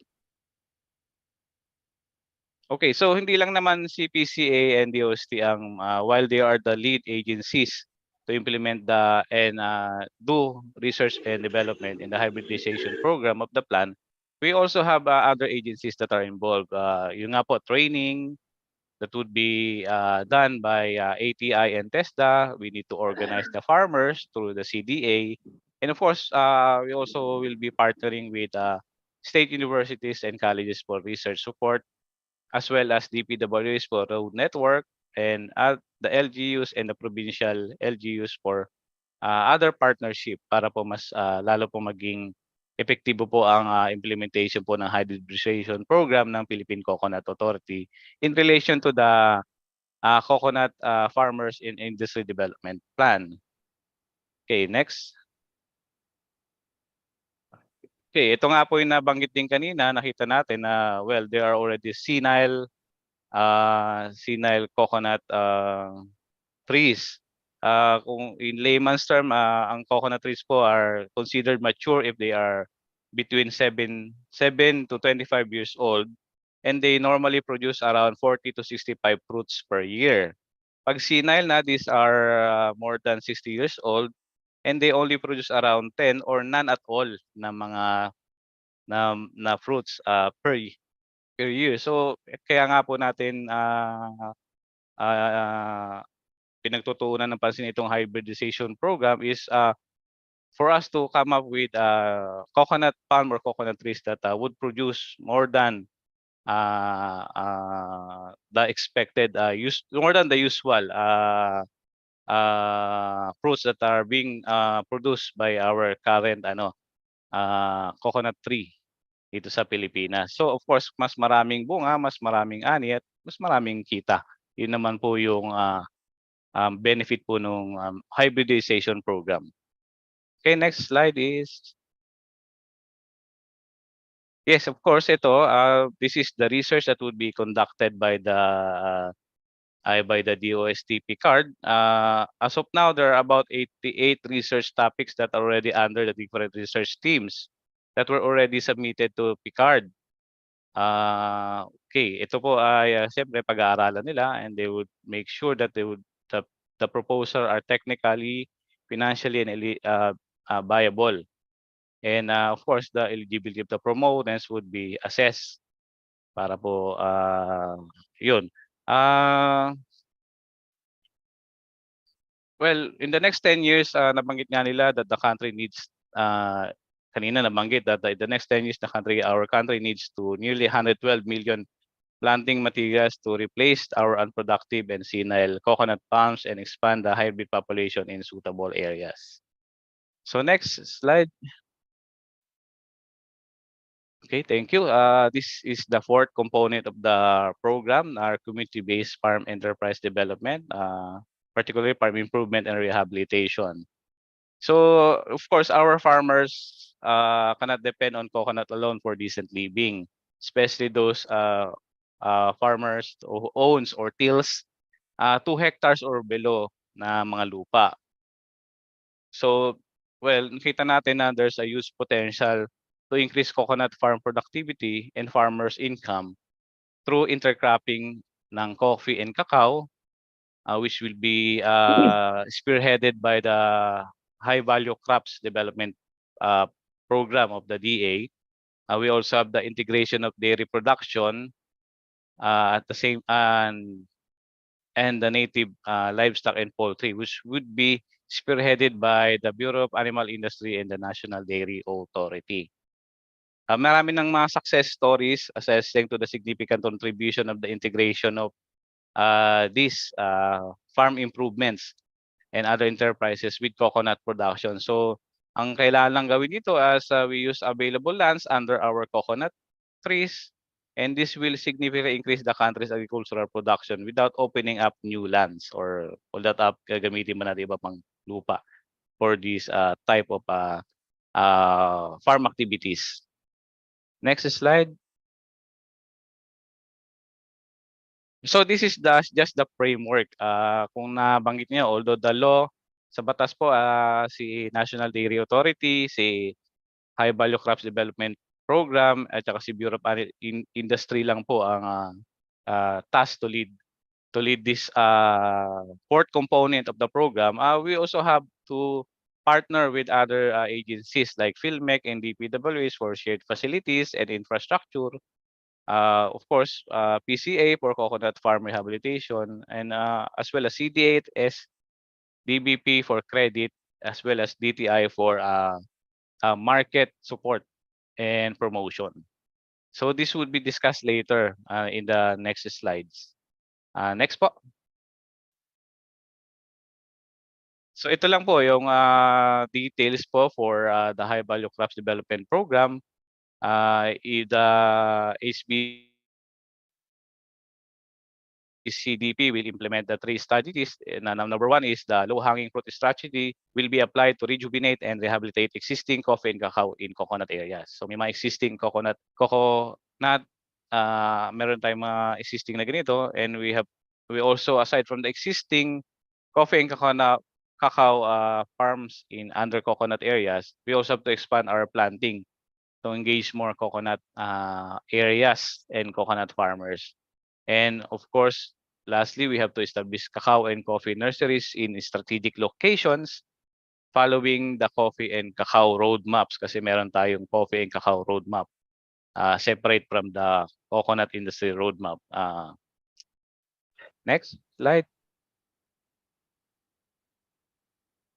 Ito naman yung for livestock and poultry integration with our partnership with the Bureau of Animal Industry. The industry will implement 4 native animal modules. Ito yung manukan sa nyugan, kambingan sa nyugan, bakahan sa nyugan, and baboyan sa nyugan.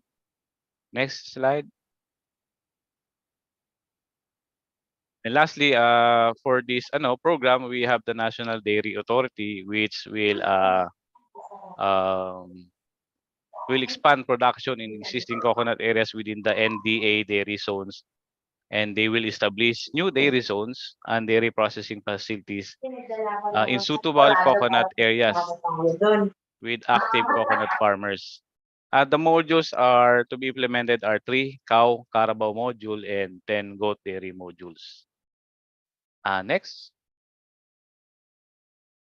This is the PIP component of the program. We have the integrated coconut processing and downstream products, or the shared facilities, which will be led by the Philippine Center for Post-Harvest Development. and Mechanization or the PhilMech. Oo, siya po yung lead agency po rito. Next slide. Okay, so these are the list of proposed shared facilities. We have integrated white copra centrals, copra buying station, integrated coconut processing, coconut coir from mature and young nuts, dairy milk and meat processing, cacao and coffee processing centers, which are proposed to be provided by the plan in the next 5 to 50 years. Okay. Next slide, please. Okay, like the hybridization program, we also have to conduct innovative research projects and their practical application on coconut processing naman. Kung merong research and development program for the hybridization, we also have to conduct research projects on coconut processing, production, and distribution. Well, this would be the implementing agencies. Yes, ma'am. The implementing agencies here are PCA, DOST, and the Academe. So this would be GAA funded. Currently, the focus of our research is centered on production research, production development, and modernization with direct outcome of increased yield or ANI, as well as increased income or kita and competitiveness. So next.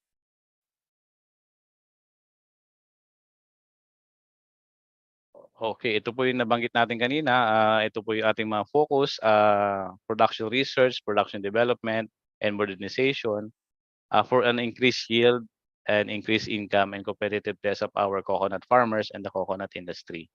So, next slide.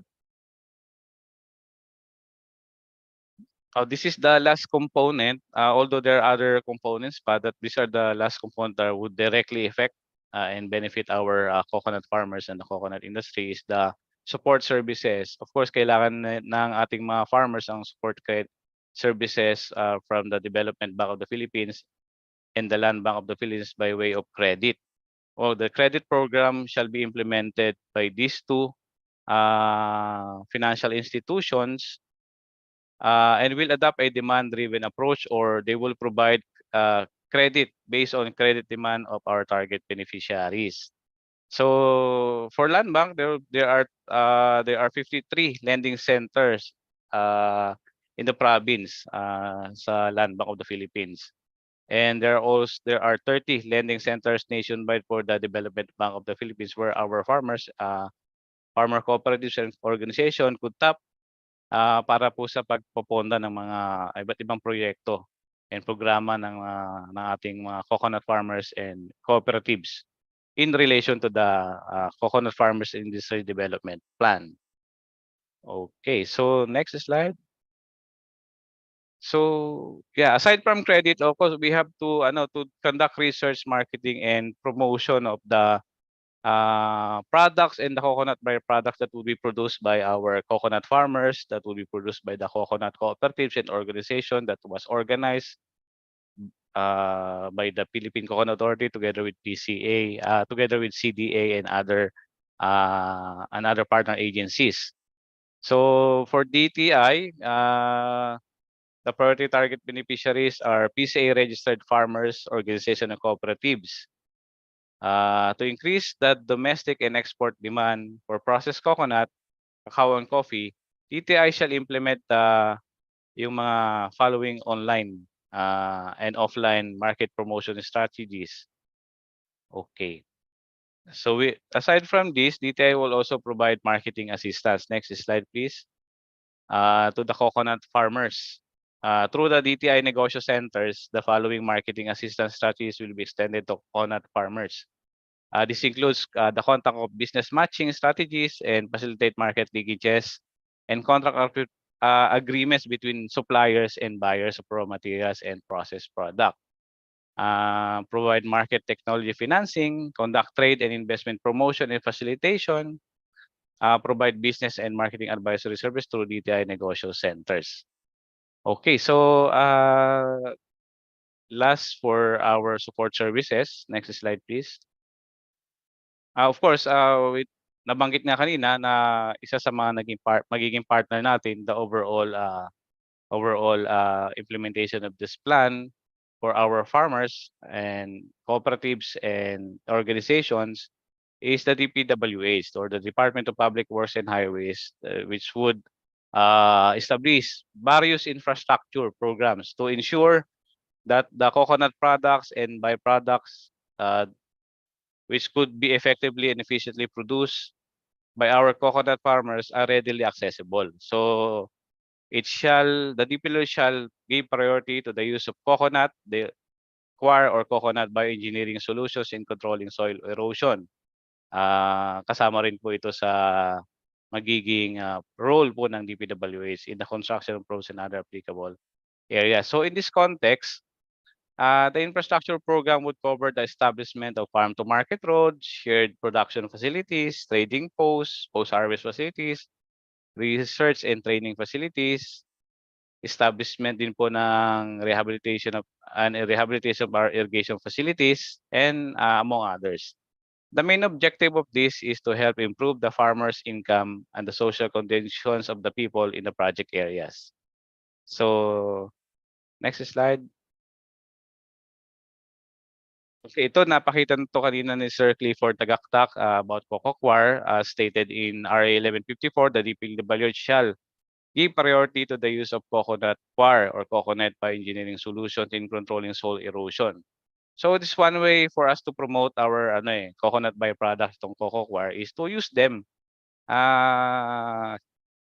in the projects that are being implemented by either DPWH and the private sector in the infrastructure development.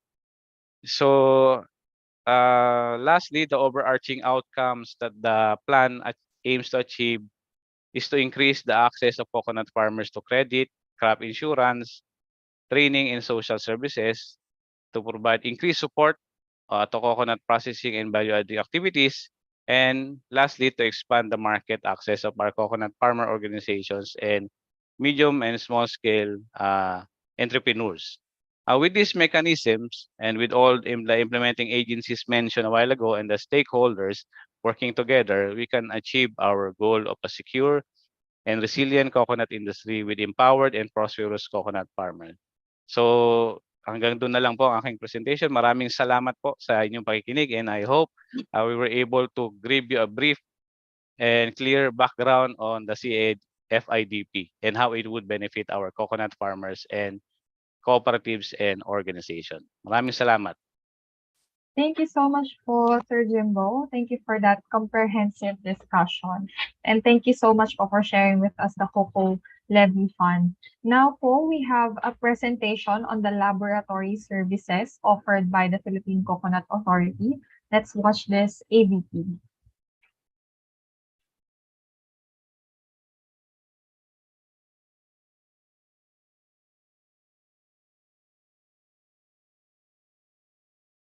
This is a video about the Philippine Coconut Authority Laboratory Services Division. FD is composed of two laboratories, the Product Quality Control Laboratory, PQCL, and the Plant and Soil Analysis Laboratory, PSAL. PSAL offers elemental and heavy metals analyses for samples such as plant, soil, fertilizer, water, and other agro-bio-related samples. PQCL offers microbiological analysis and chemical analysis including aflatoxin, PAH, and fatty acid profile for coconut products and byproducts, palm oil, potable water, and other samples. The stakeholders we serve are coconut manufacturers or processors, PCA offices, other government agencies, academe, and the private sector. PCA LSD is located in the laboratory building at the PCA compound in Quezon City. Sample receiving is done on the second floor of the laboratory building. This is the sample receiving area.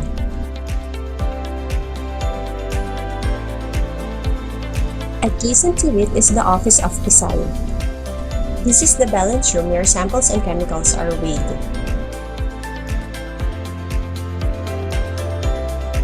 This is the major-minor room where samples are extracted and digested. There's a separate room for sulfur and boron to avoid contamination. This is the sulfur preparation room.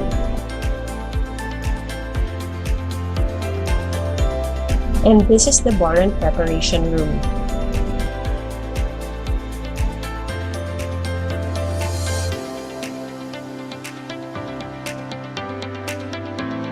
This is the spectrometer room, which houses the atomic absorption spectrometer for the analysis of calcium, magnesium, and micronutrients.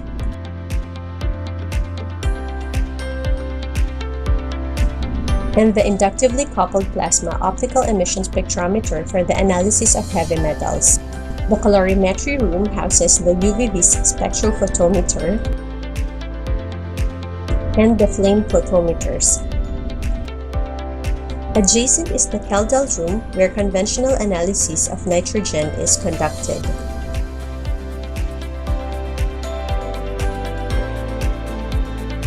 The glassware storage room is where supplies and glassware are kept.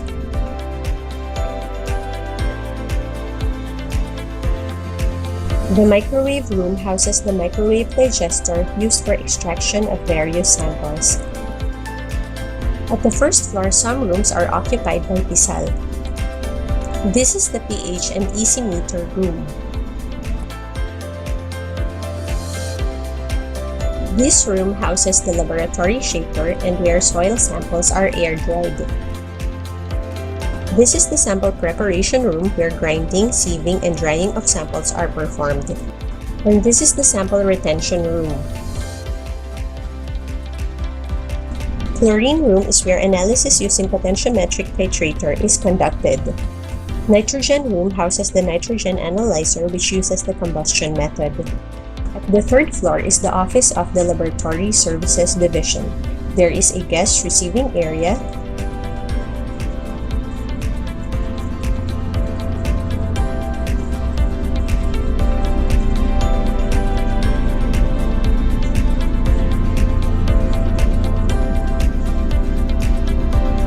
and the office of the division chief,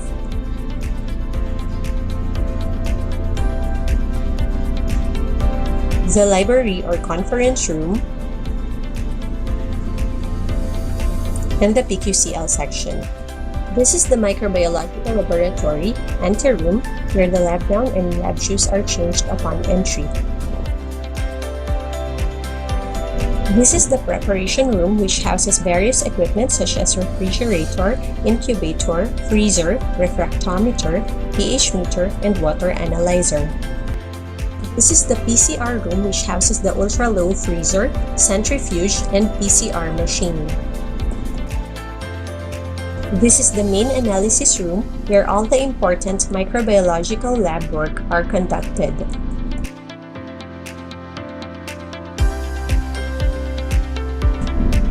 And where the biosafety cabinet is located. This is the sample retention room, where shelf life samples are stored.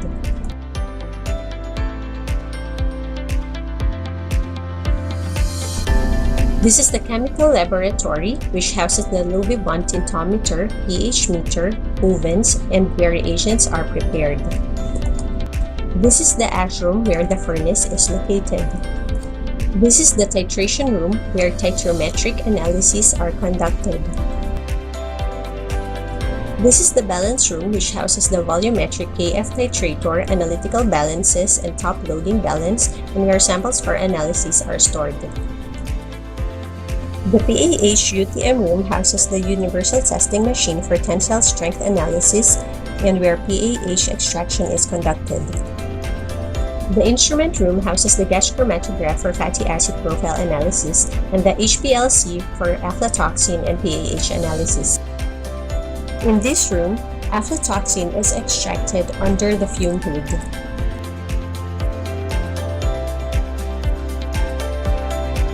This is the chemical storage room.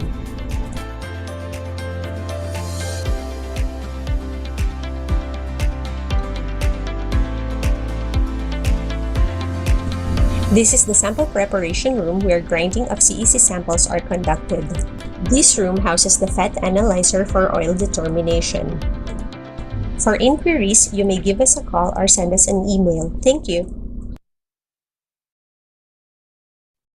Alright, ayun po. So nakikita ko po medyo marami na po tayong mga questions dito sa ating chat box. And also, kahit na wala po tayong first speaker from the laboratory services, later po sa Q&A portion, we will have a representative po from the laboratory services of PCA. So kung meron din po kayong questions about the Coco Levy Fund and also the laboratory services AVP kanina, pwede nyo rin po yan isend dito sa chat box.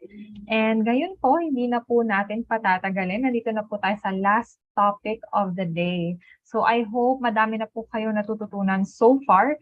So dagdagan pa natin yan with the PCA programs and projects for coconut farmers. So our last resource speaker started as a coconut development officer in PCA, and she has worked in service for 26 years. Now, she is a Division Chief 3 of the Field Operations Division. May we call on Ms. Marisol R. Ortiz.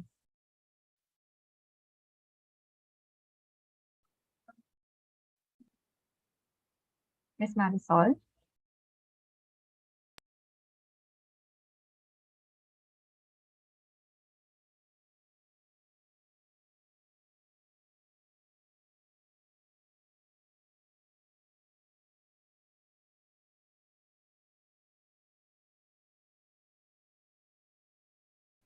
While waiting po for Ms. Marisol, so meron po tayong feedback form na pwede nyo pong i-fill out para po makuha yung presentations, copy ng presentations ng ating mga speakers. And also, that would also serve as your attendance. So, sinend po yan dito ni Mr. Adrian Tanyada dito sa ating chat box. And now, we are ready po, Ms. Marisol, for your presentation. Good morning po sa inyong lahat. Marisol Ortiz po from the Field Operations Division. So this morning I will going to discuss the PCA programs and projects for our coconut farmers, both as beneficiaries of the project and also as partners of our programs and projects. So next slide po. So we have 5 major projects. We have the Sustainable Planting and Replanting of Local Cultivars Project, which composed of the dispersal of the planting materials and the maintenance of the seed farm. We have also the Coconut Fertilization Project, the Coconut Village Development Project, the Coconut Carabao Development Project, and the Coconut Hybridization Program. The first 4 major programs are funded under our GAA Fund, and the CHP or the hybridization is funded under the CFIDP or the Coco Levy Fund po natin. So for the Sustainable Planting and Replanting of Local Cultivars Project, we focus po ang planting materials na ipoprovide po natin is more of local cultivars. They are the tall and the dwarf varieties. So the PCA will provide coconut seedlings, at least 143 per seedlings po per hectare for the farmer beneficiaries. So that planting materials will be sourced from our PCA seed producing units, and PCA will also provide training and other necessary technical assistance to coconut farmers. From the planting materials, we can also source our planting materials of the OPBs or the tall and dwarf from our PCA registered nurseries, as well as our coconuts with civil society organization or the CSO. So we have also the maintenance of the seed farm. So these seed farms will be also our source of the planting quality planting materials. This is in partnership with our LGUs, SUCs, and FCAs, as well as private individuals and entities. So ang coverage po niya is minimum of 5 to 10 hectares po yung area contiguous po within the barangay. So currently po, we have already established and maintained 17 seed farms, which are located in the provinces of Isabela, Mindoro, Marinduque, Masbate, Negros Occidental, Capiz, Cebu, Samar, Leyte, Zamboanga del Norte, both Misamis Oriental and Occidental, Davao Oriental, Sultan Kudarat, Surigao del Norte, and Tawi-Tawi. For this year, we have established one site which is in Maguindanao. So sa 17 po na existing natin, ay dalawa po doon ay partners po natin with LGU, 4 po doon ay SUCs, then meron po tayong isang farmer co-op, and meron po tayong 10 na private individuals or entities. Next slide po. So another project, which is the coconut fertilization project. So for this year, with the onslaught po kasi ng Typhoon Odette, so yung areas for Typhoon Odette, we provide inorganic fertilizer, which is the KAS and KCL. And for the non-Typhoon Odette areas, we provide po yung organic soil amendments o ameliorants plus inorganic. Yung pong inorganic natin is KCL. So yung last po na pinoprovide namin fertilizer was for the salt fertilizer. Yung last na pinoprovide po natin sa farmer was in 2019. So starting po noong 2020, ang fertilizer na pinoprovide po natin sa mga farmers natin ay inorganic fertilizer, which is the AS and KCL. But we also provide organic like the CCB or the coconut coir-based organic fertilizer. Also for this year, we are to pilot test the use of the CFBW or the composting facility for biodegradable waste. This is in coordination with the Bureau of Soil and Water Management. So since this is a pilot test, so selected areas po muna kami mag-start ng pilot testing. So next slide po. So for the Coconut Village Development Project, so focus po siya sa coconut intercropping project, pero ito po ay more on the annual crops. So this is to augment yung income ng farmers, to enhance yung food supply or the food security for the coconut farming families natin. Thus, it will mitigate yung hunger. So the PCA will provide to farmers either of the nito pong nasa screen natin ng mga intercrops. So it's either yung pinakbet, yung ating pong sweet potato, kasaba, banana, or corn. So yung vegetables or the pinakbet in the corn, meron po siyang additional na fertilizer. Then bukod po dito sa agri-inputs na to, the farmers will be provided with trainings and other technical support. So next slide po. So the next project po, yung Coconut Carabao Development Project, is a special project po na in-implement ng PCA with Philippine Carabao Center. So there will be a provision of dairy buffaloes and production inputs to coconut farmers. Ito po, coconut farmers pero through a co-op conduit po. So it will support to the development of the coconut and the Carabao enterprise through consolidation, processing, and marketing activities. So currently po meron po tayong 17 sites na na-establish po sa Quezon, sa Oriental Mindoro. We have also in Camsur, Sorsogon, Aklan, Negros Occidental, Bohol, Biliran, Northern Samar, Samar, Leyte, and Southern Leyte, as well as Zamboanga, Sibugay, and South Cotabato. So yung package of assistance po na pinoprovide natin is 50 heads po ng crossbreed na buffaloes, first site, plus pasture, plus training, and plus processing facilities. It's also, meron din pong equipment, machineries, and biologics. Yung animal shelter po at labor will be the farmer's equity. So in case po na wala pong government land available, the co-op will provide the area for the establishment po ng processing facilities. So yan po yung 4 major projects natin na funded po na under the GAA. Then we go to, next slide po. So we go to the coconut hybridization program. So na-discuss naman na po kung ano po yung mga kanina earlier yung ano po ba yung mga hybrids na pinoproduce ng PCA. So ano na rin po yung next ano niya. So yung pong hybridization under RA 11524, so dalawa nga po siya. From the 1 billion nga po, 20% po ay pupunta sa hybridization, pero 15% lang po ay 15% po ay mapupunta sa operations and 5% po ay mapupunta sa research. So I will discuss po yung more on the operational side po nitong sa hybridization. So meron po siyang 7 program components.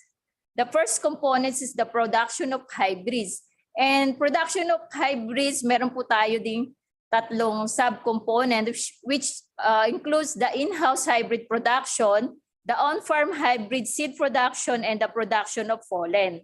So yung pong in-house hybrid production natin are pertaining po yan dun sa aming in-house or yung aming PCA-operated centers and seed gardens na nagpo-produce po ng hybrids. So as discussed nga po kanina from the Zamboanga Research Center. So we have also located po sa Aurora, sa Albay, yung ARC namin, yung Bohol, or yung CBS, CPC namin, yung sa Ubay, the Zamboanga, yung CRC, Davao, yung DRC namin, yung sa North Cotabato, yung NSPC. And aside from the in-house production nga po na under the PCA management, so we also have on-farm hybrid. Ito po yung ipa-partner po, PCA will partner po sa ating mga private individuals, mga private farmers po na meron po silang farms na planted po ng recommended dwarf varieties or yung sabi nga po nating na mother farm. So yung meron pong tanim na takunan, katigan, and Malayan dwarf. So ongoing po yung identification natin ng on-farm sites sa nationwide po. In order to hybridize po, so kailangan po din natin ng pollen, kaya po meron din po tayong part of the component ng production of hybrids is the production of pollen. So sa ngayon po, ang production of pollen po ay nanggagaling pa lang po sa aming mga in-house, yung mga PCA centers and seed gardens po namin. Pero eventually, we will also source the pollen from the private individuals. Ito po naman ay farms na planted with tall varieties like the Tagnanan, the Laguna, the Baybay, and the Bago Ushiro po na varieties. So yung sa on-farm, yun po ay sa mother farm, yung sa pollen po ay yun po yung kumbaga yung father po na sinasabi natin. Then the second components is the seed farm establishment. As I mentioned earlier po, meron na po tayong mini-maintain na 17 seed farms. Pero yun po ay funded under the GAA Fund. So ito po sa CFIDP or the COCO levy, ang focus po pati natin sa seed farm establishment is government lands or areas. But the same din po yung approach natin, yung strategy natin on the establishment of seed farms, minimum of 5 to 50 hectares, and this partnership will be through a memorandum of agreement. Then third component po is the communal nursery establishment. So yung po mga hybrid na mapoproduce sa ating in-house and on-farm ay ilalagay po sa isang nursery. So ito pong nursery natin we will be partner with our CSOR or FCA. So this will be located in areas po kung saan po malapit po yung ating planting and replanting na target. So this will be yung mga seed nuts po ay in a nursery, ipopolybag po yung ating hybrid seed nuts to produce po ay quality seedlings. At ito po yung i-distribute natin to coconut farmers. So after po yung seedlings natin ay undergo sa nursery, then pupunta na po tayo sa component 4, which is the strategic planting and replanting. So the seedlings produced from that communal nursery will be distributed na po to coconut farmers. So for eligible coconut farmers, allowed po sila na maka-receive ng 143 seedlings per hectare. So part din po ng strategic planting ng package po natin is meron din po siyang support na fertilization yung early stage po niya. Then the fifth component, yung po nutrient support, ito po yung mga planted na po natin na hybrids na nasa ground na po. So we will provide fertilizer for the farmer na meron na pong hybrid planted in the farm. So the next components po is the professionalization of the coconut hybridization workforce. So as mentioned, ito pong mga hybridization workforce po natin ay yan po yung mga nandun sa ating on-farm hybrid seed production na i-establish. So ititrain po sila, yung ma-hire po para dun sa on-farm hybrid seed production, ititrain po sila assisted pollination technique or APT, the good agricultural practices, and eventually there will be an issuance po yung sa certificate na ito po ay para maging skilled po sila with test na po. Then so the last component is support to system to hybridization, which includes po yung mga strategic communication and feedback system po ng all stakeholders ng ating hybridization program. So to avail po dito sa ating programs, mga components under the hybridization, we encourage po that all coconut farmers and farm workers po ay mag-register po sa ating National Coconut Farmers Registry. So ongoing pa rin po yung ating updating registration on this. So sa ating po mga regional and provincial offices po, pwede po tayong magpa-register. So next slide po.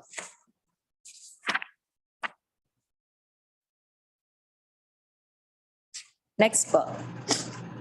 So for your further details po ng aming mga PCA programs and projects, so you may visit po yung ating website, yung pca.gov.ph. Makikita niyo dyan po yung ating directory ng ating mga regional offices. So pwede po natin silang tawagan or email po natin. Or you can also email us here in central office sa da.ob@pca.gov.ph or fod@pca.gov.ph. And you can also call us 8928-4501 po sa aming trunk line dito po sa central office. So yun lang po at magandang umaga po sa inyong lahat ulit. Thank you very much po, Ms. Marisol, for that very informative discussion.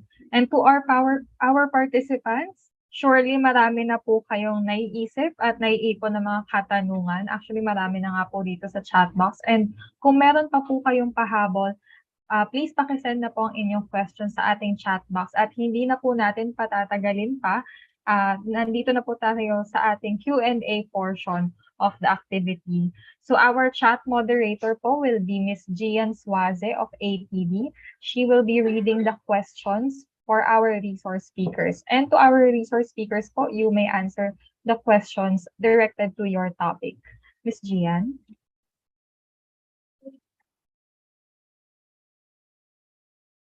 Ms. Gian, nakamute po kayo. Yes. So good afternoon, everyone. Good morning. So thank you po sa our resource speaker for the valuable insights. So marami na rin po tayong katanungan dito po sa ating chat box and also from Facebook and YouTube. We have 32 questions. So I'll invite all our resource speakers po to please tune in para i-address po namin yung questions sa inyo if it is directed to your respective office. So question number 1 po from Ma'am Edna Yoron. So I think this is for Sir Clifford. Sir, are these machines or equipment assembled po ba ng Philmec? And do you have already experience using this machines? So Sir Clifford, do you would like to answer po?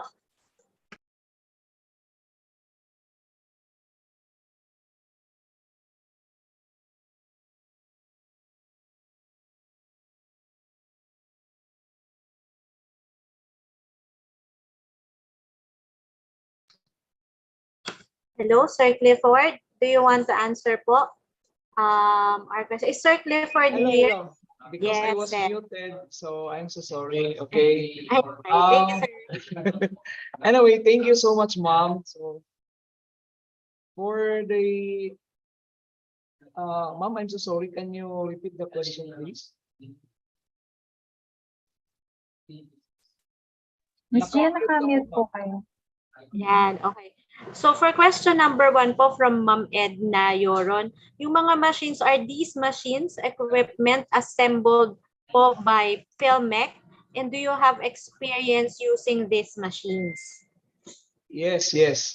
In terms of experience, not just actually experience, because these machines were actually fabricated, and these are, sabihin na lang natin, nagiging naka-attach siya sa mga research project natin, because we're trying to develop not just a machine or a product or something, but a technology package. So it is actually included in the package itself.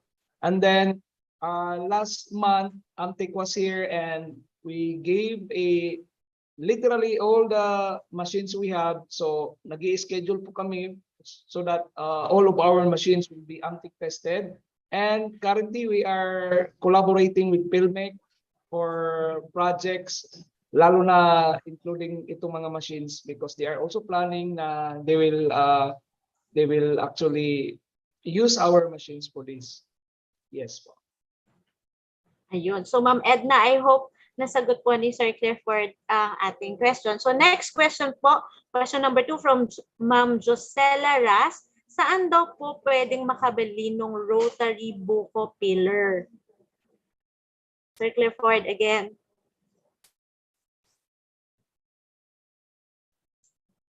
Sir Clifford. Okay, I'm so sorry, Again, ito, the rotary buko pillar, you can actually call us kasi kami ang nagpapabricate niyan. And in fact, meron nang actually nakabili nito.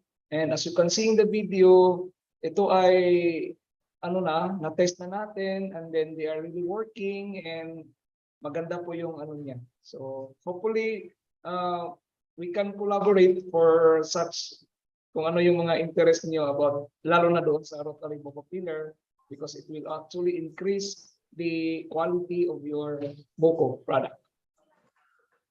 Ayun. So ma'am, dun po sa mga interested bumili ng mga equipment or to collaborate with PCA, so mag-register lang po kayo dun sa feedback form natin para makuha po namin ang inyong email address dun po sa feedback form. All those who registered sa feedback form, sila po yung papadalhan namin. And then from there, makikita nyo po yung presentation ni Sir Clifford, and then dun nyo po siya pwedeng makontakt. Tama po, sir? Dun po makokontakt para po mabili or ma-access nyo kung paano nga ba maka-avail ng mga ganitong equipment sa ating gobyerno, especially from our PCA R&D. Okay, next question po. Saan from Ma'am City Nahala Awang, these are questions from FB, Facebook. Saan daw sila makaka-avail ng hybrid?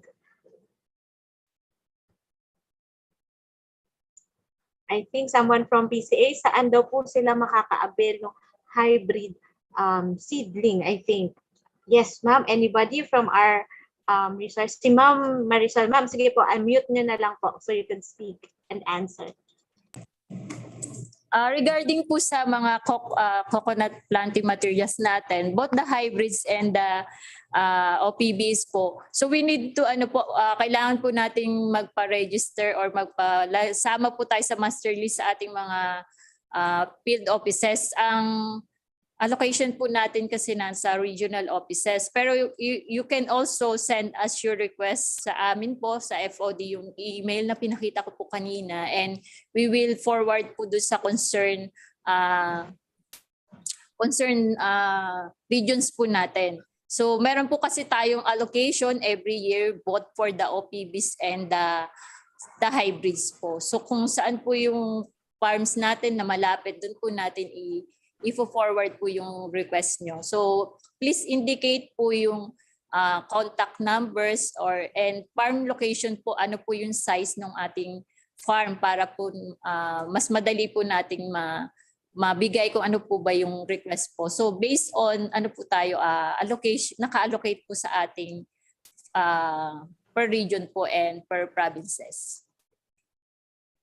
So nasa website din po natin yung mga PCA directory natin para sa regional offices lang po. So yun po yung nasa website natin, more on the regional offices po.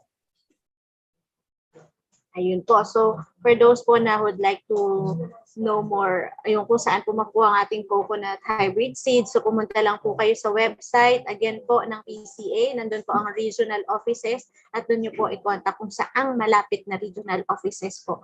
Meron, doon po kayo makakahingi ng tulong about our programs. Number 4 question po from Ma'am Edna again, how can we access such machines? So kanina, nasabi na rin po ba yun kung sa presentation po ni Sir Clifford, ibibigyan namin kayo ng copy and then you can directly contact Sir Clifford. So next is, yung mga machines po ba, or can it be funded from the COCO levy fund, or who can access daw po the machines or the funds, or these individual farmers or organization or co-ops lang? It's anybody from the PCA po. So who can access daw po yung mga funding for machines? Are they individual farmer or dapat ay co-op para makakuha sila ng assistance from the COCO levy fund? Anybody po from the PCA team?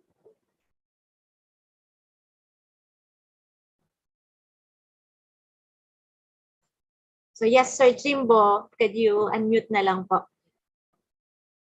With regards to the machines, of course, this would be provided to the cooperatives and association ng mga coconut farmers. I think they have to register nga, as mentioned many times a while ago. They have to register in the National Coconut Farming Registry System para po kasi this is the official batayan ng impormasyon ng mga bawat membro. And I think it's better for them to be part of a cooperative to be able to avail the machines that would be provided in the mechanization program of the plan. Alright. So maraming salamat po, Sir Jimbo. So again, may registration po ang PCA, yung Coconut Authority. Magpa-register po tayo. Kung paano po magpa-register, you could ask yung PCA office po natin and yung mga LGUs natin. I think alam din po ng LGUs yan. Or mga munisipyo po, mga municipal agriculture office, magtanong din po kayo sa inyong mga bayan kasi nakakaalam po sila kung paano po kayo magre-register at pwede din po nila, I think, kayong tulungan para ma-refer sa PCA at sa mga different government agencies. So ang mga LGU po, marami po tayong mga kasama ditong mga taga-LGU, pwede po kayong makipag-ugnayan sa kanila, sa inyo pong bayan. So next question po ay kay Sir Clifford po ito from Nemarlin Leonardo. Sir, meron po bang machine for cocoa peat production? How much po?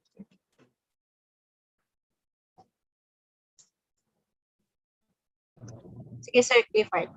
Okay, the question is about the peat po ba? Peat po. Cocoa peat po. Peat. Actually, meron kasi tayong makabagong technology din into peat, no? From peat, and then we actually extracted the tannin out of it, and we have already an existing a machine for that as our extractor, but it was not actually included in the presentation because I am aware that we have a current project with the Swiss nationals about the canning production, but hopefully because the project will end by December and then we'll be allowed to disseminate the information, and that will be our priority wherein once the project is already finished, and then we'll have the right to disseminate it, and then we will give you an info about it. And then for insurance po, na meron na po tayong mga ganyan mga machine po. We are already well prepared for such po technology. Thank you po. Ayun. So ma'am, again, kung nag-register po kayo sa feedback form natin, isi-send po namin ang presentation ni Sir Clifford para makita nyo, makapag-connect po kayo sa kanya, ma-email, matawagan nyo po sila para magabayan po kayo kung saan po pupunin ang ating mga machine. So ganun din po from Sir Miguel Salgado from Davao Livelihood Association Inc. Ganun din po, paano kami makaka-avail ng ganitong processing equipment from Davao Oriental. Saan po kami magsisimula? Sana magabayan kami kung paano makilahok at makinabang sa mga inobasyon at programa ng gobyerno. Salamat. So sir, kung magsisimula daw po sila, I mean, paano ba? Directly po ba sa opisina nyo sila dapat makipag-coordinate para magabayan po dun sa mga equipment? Tama po ba? Ma'am, I think that they need to first go to the nearest PCA na extension offices natin, and then to magpapa-advise po sila, and then coordinate with them, and then we will channel our information with that, and then kung ano man yung mga kailangan nila, ma'am, pag-interest about the technologies and technology packages, and we will give actually info, ma'am. So our package also includes the training, lalo na pag maproceed po ito. Alright. So, Sir Michael, I think doon po sa PCA website na andoon po ang PCA office, contact numbers, telephone numbers, email address. So, meron po, I think, sa area nyo, sa region nyo, sa Davao, may PCA office. So, I think we will just flash dun sa chat box kung ano po ang website ng PCA, and then find the directory po ng PCA. So I think nandito na po sa website yung directory po. So you can look at that para makita nyo po saang malapit na offices ng PCA kayo pwedeng pumunta. Again, so ayan, thank you po. Question number 7 from Mr. Dario Divino, LGU po, from City of Davao, from Davao City. There are farmers organizations who wanted to know village type extraction of coconut oil for commercialization in their locality. Do the PCA have technology and machineries that will be able for us to do value adding instead of selling copra? So yung village type, I think, what is this? Village type extraction for coconut oil. So paano po kaya? Meron po kaya si PCA or anybody from PCA would like to answer this? From ano po siya? From LGU po, from Davao City. Or from PCA, ano pwede pong mention nyo na lang saan po malapit na PCA office sila. Or Sir Clifford, do you want to answer that? Sige po. Yes, ma'am. Thank you for that. For the question, no, my advice is actually coordinate muna doon sa pinakamalapit namin na PCA, and then actually we can do a setup sa inyo, or else you can also email us, because I will be giving mga schedules, like pag maraming mga tanong, para at least mapadali ito. Just yung email namin is nfpdd@pca.gov.ph para mapadali. We will meet again online, and then I will explain to you what other technologies we have. So we will schedule it. But first, you need to email us para malaman natin kung sino-sino yung i-invite natin, para ma-clear natin kung ano-ano pa yung mga technology na pwede natin gawin para doon. Because I think that medyo mahabang usapan talaga yan because we are talking now of medyo beyond the scope. Thank you so much po. Sir Clifford, so for those po individual or participants natin na gustong magtanong po about yung mga equipment, pwede po Sir Clifford paki-chat na lang po sa ating chat box yung inyong email address, so para po makita po ng mga tao or participants kung saan makokontak ang yung office para makapagtanong po about these mga machineries po. Ayun po, maraming pong salamat. Next po is from ganun din po from Miss Janisa May Ampong. So sir, do you have list of business entities, so mga private sector na po siguro ito, selling this kind of machinery, especially to individual cocoa farmers who are interested to buy this machine? So meron po ba tayong accredited mga businesses na pwede nilang bilhan ng mga machineries na commercially available na po? Meron po ba? Sir Clifford. Yeah.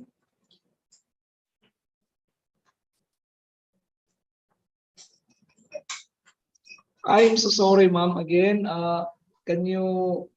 Ayun, can you... Nagbabasa kasi ako sa comment. Sige po. Ayun, sir. Nagtatanong po sila kung may accredited ng private sectors or mga businesses that they are selling equipment sa ating about po yung mga coconut machineries na meron pong accredited na pa tayo na pwedeng puntahan or bilhan ng ating mga farmers or especially individual farmers lang.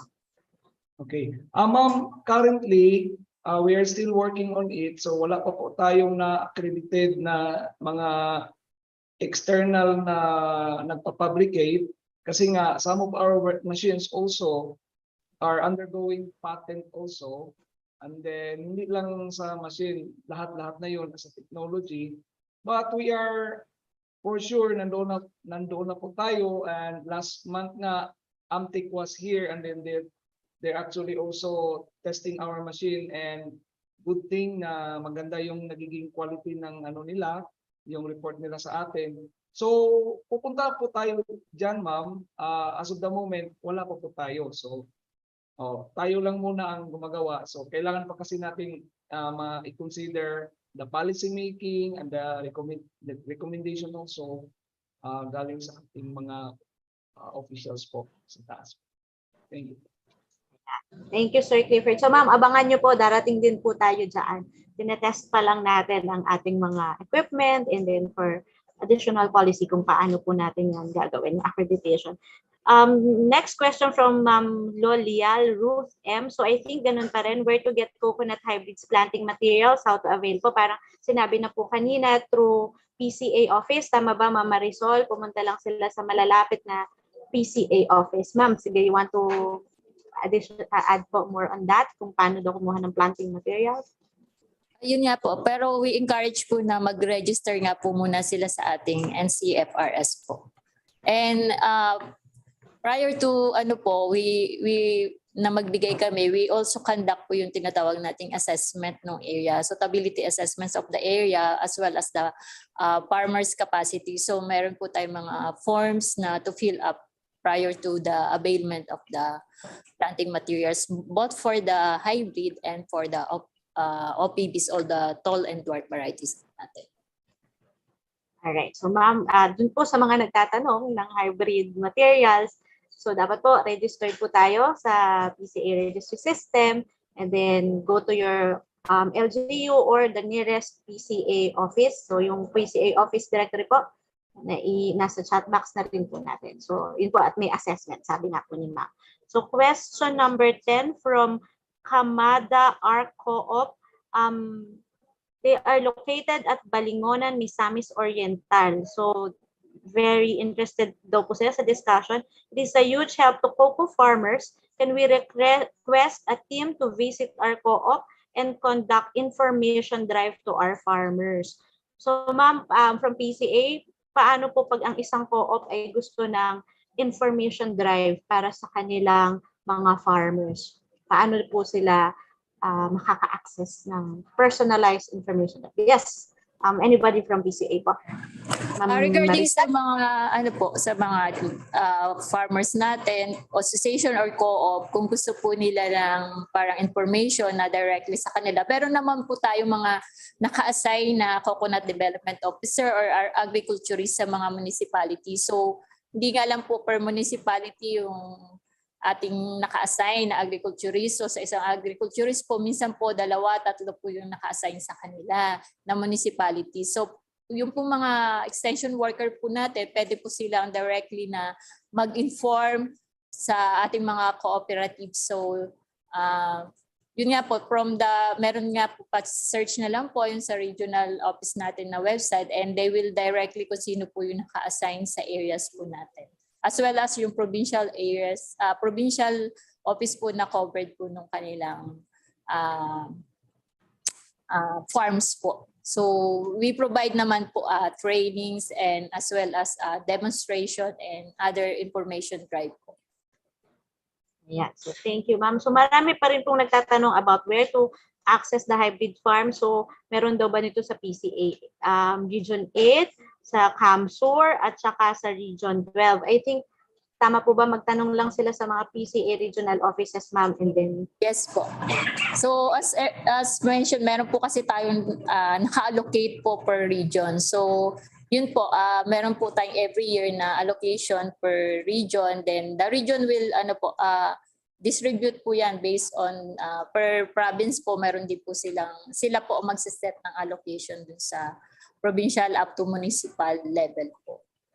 So actually for this year po kasi ongoing naman po yung ating distribution. So prior to the approval po kasi pala ng ating hybridization na funded under the Coconut Levy Fund, meron na rin po tayong hybridization programs which is funded ng GAA. So meron pa po tayong mga binibigay pa rin na hybridization, hybrid planting materials. Yun nga po, kaya lang po for this year po kasi, every year po kasi meron na tayong before the implementation, yung first year ay kailangan po na meron na po kasi tayo master list. So yun po, kung di man po sila maka-allocate o maka-avail this year, so yung succeeding years po natin, meron naman po tayong allocation. So yun nga po, much better na pa-master list po tayo sa ating mga offices, field offices, para po maka-avail sila ng planting materials po natin.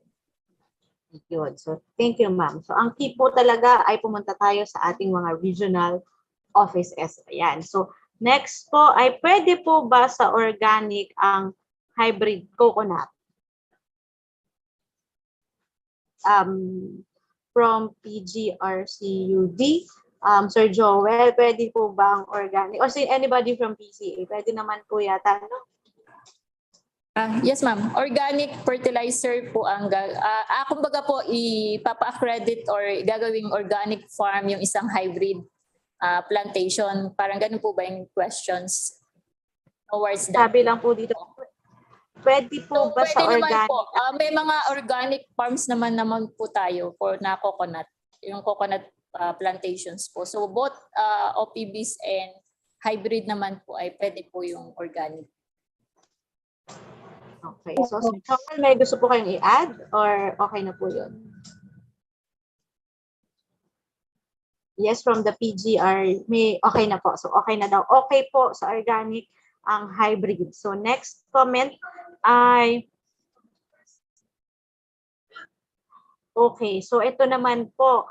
I think nasagot na rin po ito kanina ni ma'am kasi sabi po ni ma'am ni ma'am Marisol kasi from Ma'am Edna, beneficiaries daw po sila ng PCPP 2 years ago. We wanted hybrid variety sana but wala namang stock sa PCA dito sa atin. I think kung tama po ang interpretation is may allocation lang po. Ano ma'am? Tama po ba?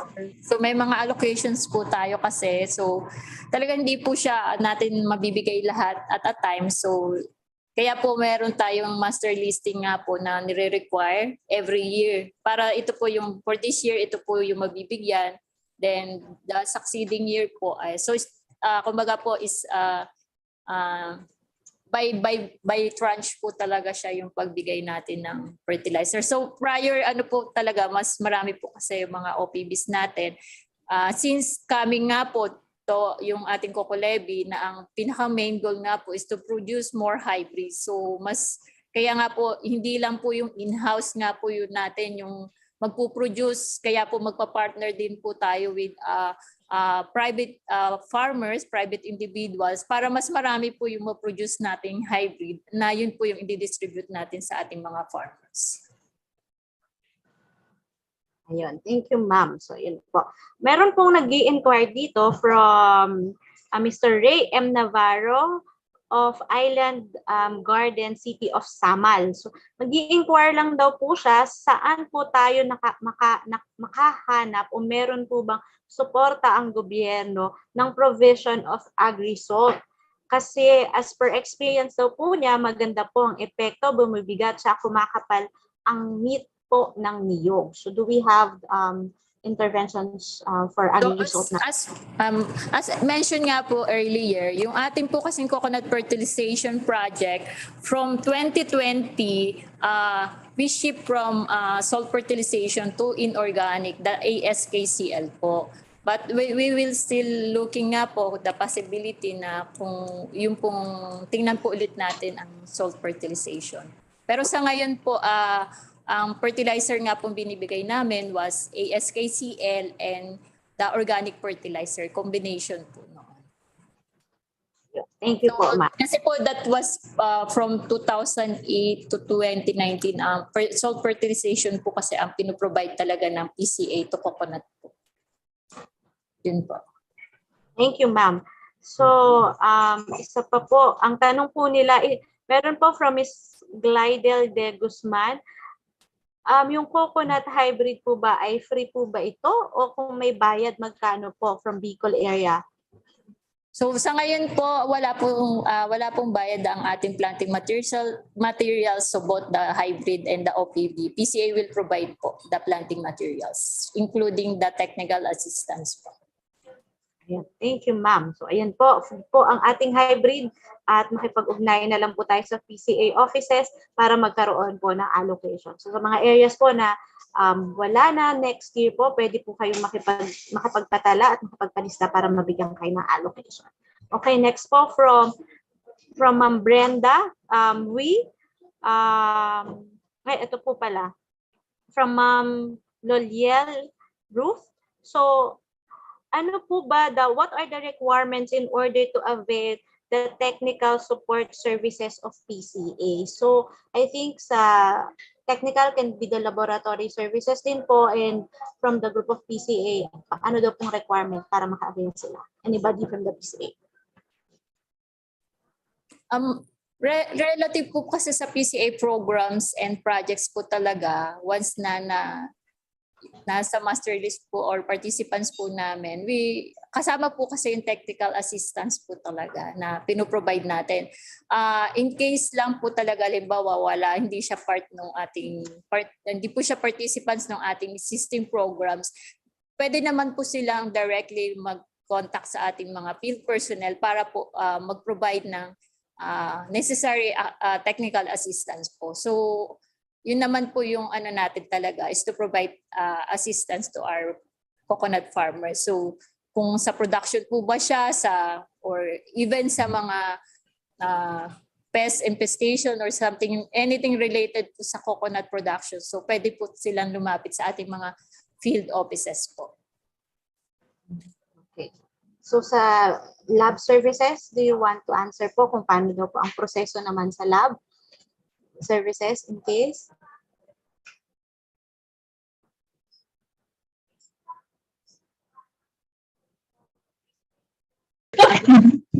Hello po.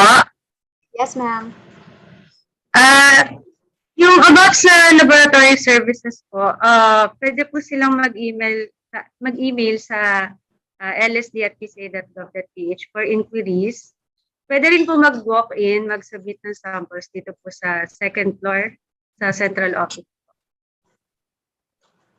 Ayun lang. So thank you po. Ma'am, paki-chat na lang po yung email address para sa lahat ng mga nangangailangan lab services. They could email po ang inyong ahensya or ang inyong division. So again po I think this is for Sir Clifford again. So from Ma'am Brenda, again from Lanao Women's Association Producer, VCO, and other coconut products, we would like to know how we can avail the coconut coir processing machinery and the charcoal briquette.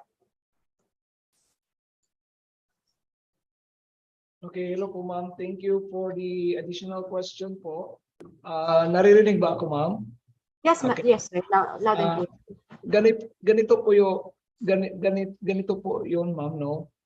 Because we are a research center, so actually wala tayong program about yung mamimigay tayo ng machine kasi nga may mga cost talaga ito. So yung mga program na pwede nilang applyan, may program sa PCA mismo, sa regional offices, no? And then meron din ng ibang agency para doon sa paano sila makapag-avail. But we can assist kung ano yung kaya namin para diyan, no? For more information, so they can actually contact us through email, and then I will set a schedule for them para mag-usap kami kung ano ba talaga yung gusto nila, and then meron na tayong initial na talks, no? And then yung information na yon pwede nilang gamitin para mag-propose sila ng project or ano, kasi ang CFIDP is I understand it na for farmers talaga siya eh. So dapat ang proposal magagaling sa farmers. Siyempre, we will assist also then in terms of information. So ganun ang gagawin natin para mas maganda yung ano natin. Ayun lang po ang ma-advise ko po. But we are really here to help you guys. Okay? Think of us out as ano po, brothers po tayo. Thank you. Ayun, thank you, Sir Clifford. So from yung mga taga, I think Ma'am Brenda, binilagay po sa chat box ni Sir Clifford kanina ang kanyang email address, so you could contact him para matulungan niya kayo na direct sa PCA offices na na makakatulong po sa inyong mga requirements. So ito naman po from Claire B. Luzon. So paano daw po, how to avail scholarship for graduate studies? Yung scholarship program po natin, paano po ba yun na-avail? Anybody from PCA? Yes, Sir Jimbo. Yes, sir. Pwede po kami gamit. I think for the scholarship program na ipoprovide ng CHED sa both graduate and undergraduate studies, they have to go to the PCA regional office and submit the documentary requirements, and from there the PCA regional office will be submitting this to CHED, itong mga list ng mga applicants for assessment and evaluation. Good. So thank you, sir. So yun po mga ma'am Claire, so punta lang po ulit kayo sa regional offices, nandun po talaga yung mga information kung paano yung ma-avail ang ating scholarship program. And next from Rico Polido, Sayap. So Sayap MPC from Mid-Sayap, North Cotabato. We are coconut-based cooperative. How can we be accredited and avail coconut program from any department? So paano daw po ma-accredit ng PCA ang kanilang cooperative? Anybody from PCA po? Yes, Ma'am Marisol. Regarding po sa accreditation ng ating mga coconut farmers organization, association, yung sa associations po, PCA po, mayroon sa field offices po natin, so doon po tayo magsasubmit ng ating mga documentary requirements. So, pero sa level po kasi ng PCA, it's more on the association or the groups po ang ating pag-accredit po. So meron naman po tayong sinusunod na mga policy guidelines regarding the accreditation po. So again, sa regional offices or provincial office po na malapit po dun sa ating associations kung nasaan po tayo. Ayun, thank you ma'am. So again, sa ating mga participants, key po talaga ang makapunta tayo sa regional offices na malapit sa inyo. At lahat po ng mga nabanggit ni na sir at ma'am, mga resource speakers natin, ay ready po silang tulungan kayo at makaguide po sa inyo ang lahat. So another one po from Ma'am Edna Yoron again. So on the medical and education and ATI, paano po yan i-avail ng mga magsasaka at beneficiaries po? Yes. Paano? Yes, Sir Jimbo. For the trainings po, individual and corporates can avail of the training as well as the medical program that was presented a while ago. Kailangan lang po sila talaga registered po sila doon sa National Coconut Farmers Registry System. Kasi dito po lahat mag-emanate ng mga information if they are qualified to avail these programs. Yun po. First, they have to be part of the NCFRS list. They must be qualified. Kung under po ng CFIDP, they must be owners, tillers, grower, tenant working in sa farm na with 5 hectares or less. Kasi yun po yung tina-target po ng CFIDP for these scholarship, health and medical program, as well as training programs. Okay. Thank you, sir. So yun po, lumapit lang din po sa mga PCA offices and then sana po accredited and registered tayo dun sa registration po ng PCA para maka-avail po ng mga ganitong program. So from USC Maria, please compare the current status of Philippine coconut industry with Indonesia and Thailand. Are we leading or lagging behind po? Anybody from the PCA? Pero I think ito po, Ma'am Maria, tomorrow po, I think mako-cover po ang ating assessment ito sa market opportunities po ng PCA bukas. I think the speaker would be able to present this industry analysis of where we are. Pero anybody can PHCA kung gusto niyo po bang mag-comment on this? Ano lang po, yun regarding po that question, yung mga on the market, mga consumers. So yung amin po TMDD, yung Trade in Market department po natin ang magsasagot and magpe-present nga po for tomorrow po. So anything related po dun sa market. Okay, so yun po. Bukas po, ipapresent po yan. So, question number 23 from Noel Tagubaset. What are the programs of PCA to help farmers in terms of low copra prices?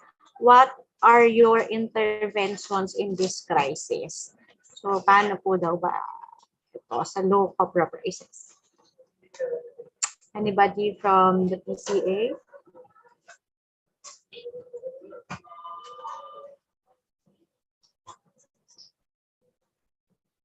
Sa low copper prices,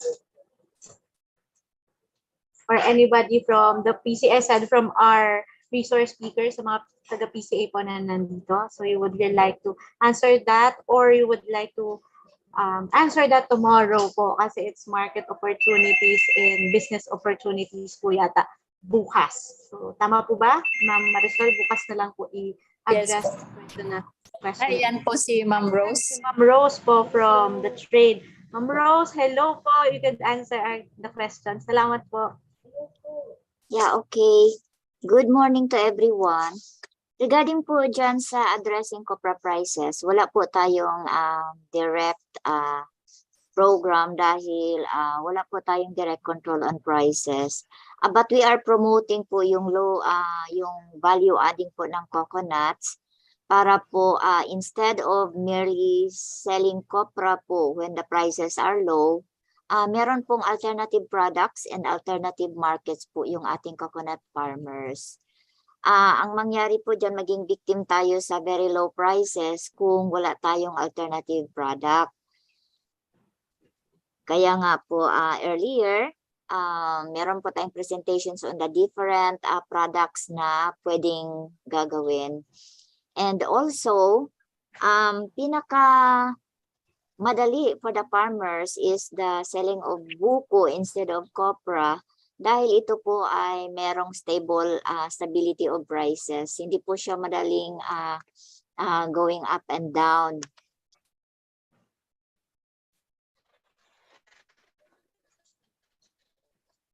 Ayun po, Ma'am Rose. So, ayun po yung answer ni Ma'am Rose. So, you want to add more, Ma'am Rose? Okay na po. Okay na po, unless merong follow-up questions. So I think yun po. I think marami pong questions about the copra prices. So ayun na po nasagot po I hope ayun na nasagot po ni Ma'am Rose ang inyong mga katanungan. So isa pa po, I think Ma'am Rose, we might want to answer also this from Miss Maria. I've read in some articles po that there are huge demand from Europe and US for coconut.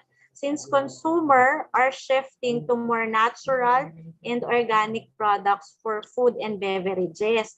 One contributor of this demand is the cocoa water for hydrating drink. What is your take on this? Ang take, totoo yan. Europe and US are our largest buyers or users of coconut. And in fact, one of the emerging products na talagang tumataas yung demand is the coconut water. That's why under the CFIDP, we are promoting po yung shared service facility, more on the processing of coconut water. Kasi ito po yung ating resource sa farm na nasasayang from copra production. Para po itong hen na may golden egg at hindi natin na-explore dahil tinatapon. So we'd like to start small because if farmers organization would like to enter into a business, dapat ito ay yung manageable. They have the investment requirements, meron silang time to manage, the skills to undertake it, and more so, yung handling of risks. Kaya nga, they could start small with a project under CFIDP and with a partnership of PhilMec. The farmers can start small with coconut processing. Hindi naman pwede na ang coconut farmer organization when they undertake a business, talagang diretso na export kaagad. They should start small, grow with the business, and then mapamiliarize nila yung mga requirements, especially yung compliance with the market regulations. Yung food safety is very basic kung coconut water beverage po ito. Ayun. Thank you, Ma'am Rose.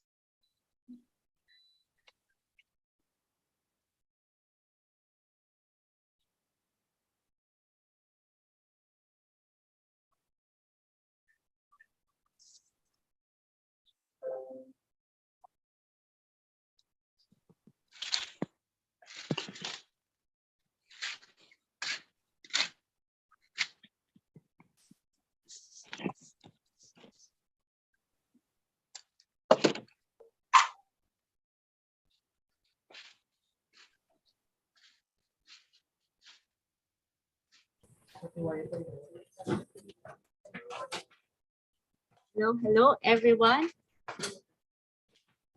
Naririnig po ba ako? Okay, sorry po for that. We had a power interruption dito po sa DA Central Office. So, pasensya na po kayo. So, let's move on po sa ating question. So, yun po, nagkaroon kami ng power interruption. Okay na po? Ma'am Rose, naririnig niyo po ba ako? Ma'am Marisol. Okay. Okay, so from Mr. James Jaime Nuevas. So question po. It seems that under the CFITP, only R&D component would not be dependent on the coconut farmers registry system. The rest are dependent on how fast PCA can come up with the list of qualified farmers, which would be the basis of whether the farmers are qualified beneficiaries of the program. What is PCA doing about it given the limited fieldmen they have? PCA can rely largely on coordinative efforts with LGU. We all know that these fieldmen are likewise overloaded with their program. So I think they are asking on how are we going to implement po yung mga programs and services given the limited manpower that we have. So any question, any answer po then from the PCA group? Ay mga plans po and how do we cascade this program sa grounds or sa grassroots? Anyone from PCA po would like to answer?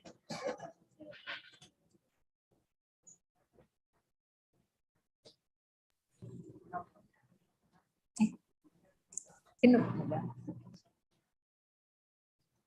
Yes, Sir Jimbo po. Siguro with regards to the plans and programs identified in the CFIDP, we have partner implementing agencies naman na present kanina. They also have provincial regional offices that na tutulong kasama ng PCA being the lead agency in the CFIDP program. Nabanggit naman kanina yung mga agencies na yun like ATI, TESDA, CDA, DPWH. And I think these agencies are mandated and very well equipped in implementing the plans and programs identified in the CFIDP. Okay. Thank you, sir. So, meron pa rin po isang, I think this is a comment rather than a question. So, from Mr. Timoteo M. Villacruz, Villafor III, it is observed that the Coconut Levy Fund was focused on coconut farmers cooperative and coconut farmers organization, wherein individual coconut farmers in the grassroots who are directly or direct contributors to the Coconut Levy Fund were left behind. Being a CocoFed scholar during my high school days, we are participant and attending to the needs of the coconut farmers in distribution of dividends to individual coconut farmers, when being a member of cooperative and associations are not a mandatory requirement. So wala naman po siyang question. He just, I think, expressed his thought. So again, Ma'am, with regards to that naman, yes. we have individual programs, the health and medical program, the training programs, as well as the credit facilities that would be provided by Land Bank could be availed individually. Ini-encourage nga lang po yung cooperatives and association because well, mas malakas po kasi yung mas malaki po ang sa batas natin na dito sa Pilipinas, kailangan maging member ng cooperatives in order for you to avail certain services that being offered by the government, by the other financial institutions. So while there are individual programs for individual coconut farmers, mas ini-encourage po na maging part po tayo ng isang association or cooperative to avail more of the benefits that is being implemented in the CFIDP. Ayun. Salamat po, sir, sa pagsagot. Ayan. So, another question from Mr. Dario A. Divino, LGU from Agri Davao City. How much po ang isang seed of nut ng makapuno? At dito sa Davao, saan daw po makakabili? So, anybody from PCA, magkano daw po ang coconuts, ang makapuno nut, at saan daw po pwedeng makabili sa Davao? Yes, Sir Mon. Hello po, Sir Mon. Ang Davao Research Center ay nagpo-produce ng makapuno seedlings kung kayo ay nasa Davao. At ang presyo ngayon ay 500 pick-up price. Plantable na ho yan. Ganon din ho sa Zamboanga at saka ho sa Albay Research Center. Meron din ho mga private companies na nagbebenta rin ho ng makapuno seedlings dito sa Laguna. So, pero higher ho yung price. Laguna, Los Baños, Calauan. So, sa PCA ho ay 500 ho, plantable, Emprayo Kudyon makapuno, pick-up price. Thank you. Thank you po, Sir Mon. Thank you for answering that. Next po, another question. Kailangan po ba na walang ibang existing coconut trees like native trees or dwarf doon sa area kung saan itatanim yung hybrid coconut para maka-avail sa coconut hybridization program? So, kailangan po ba walang ibang coconut trees at walang existing native trees or dwarf doon sa area na magtatanim sila ng hybrid coconuts? Anybody po from PCA? Yes, Sir Man again. Thank you po. Ang pagtatanim ho ng hybrids ay para sa production, hindi para sa planting materials. Ang binabanggit ko kanina ni Ma'am Sol ay naghahanap ang PCA ng mga dwarf varieties. Ito yung ginagawang nanay, mother plants ng hybrids. No. So, yun ho ang hinahanap namin ngayon para ho yun ang gawing, doon tayo makagawa ng hybrids kasi kulang na kulang yun nasa research center at saka sa production centers. So sana malinaw po yun. Yung binibigay po sa inyong hybrids ay para ho sa production nyo na yun. Kung ano ng products na pwede. At ma-maximize yung potential ng hybrids na na-produce ng PCA. Salamat po. Ayun. Thank you po, Sir Mon, for clarifying. Ito naman po ay tanong from Mr. Joselito Salmo. Tanong po sa PCA, Ms. Marisol, ilan po ang plant seed at planting distance ng coconut?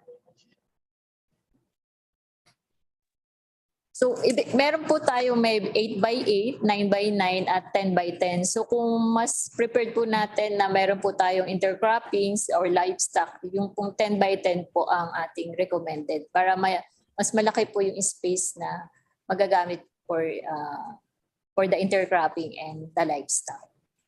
All right, thank you po. So, I think there is one raising hand, Miss Renny or Mr. Renny Orpia. Do you want to share anything? Naka-raise po ang inyong hand. Yes, oo. Yes, sir. Definitely. Ang questions ko dalawa. Yung una, sundan ko lang yung sinabi kanina ni Sir Ramon. Kasi kami, our farm is located at Western Samar, particularly sa Santa Rita. And we also coordinate to Sir Roy.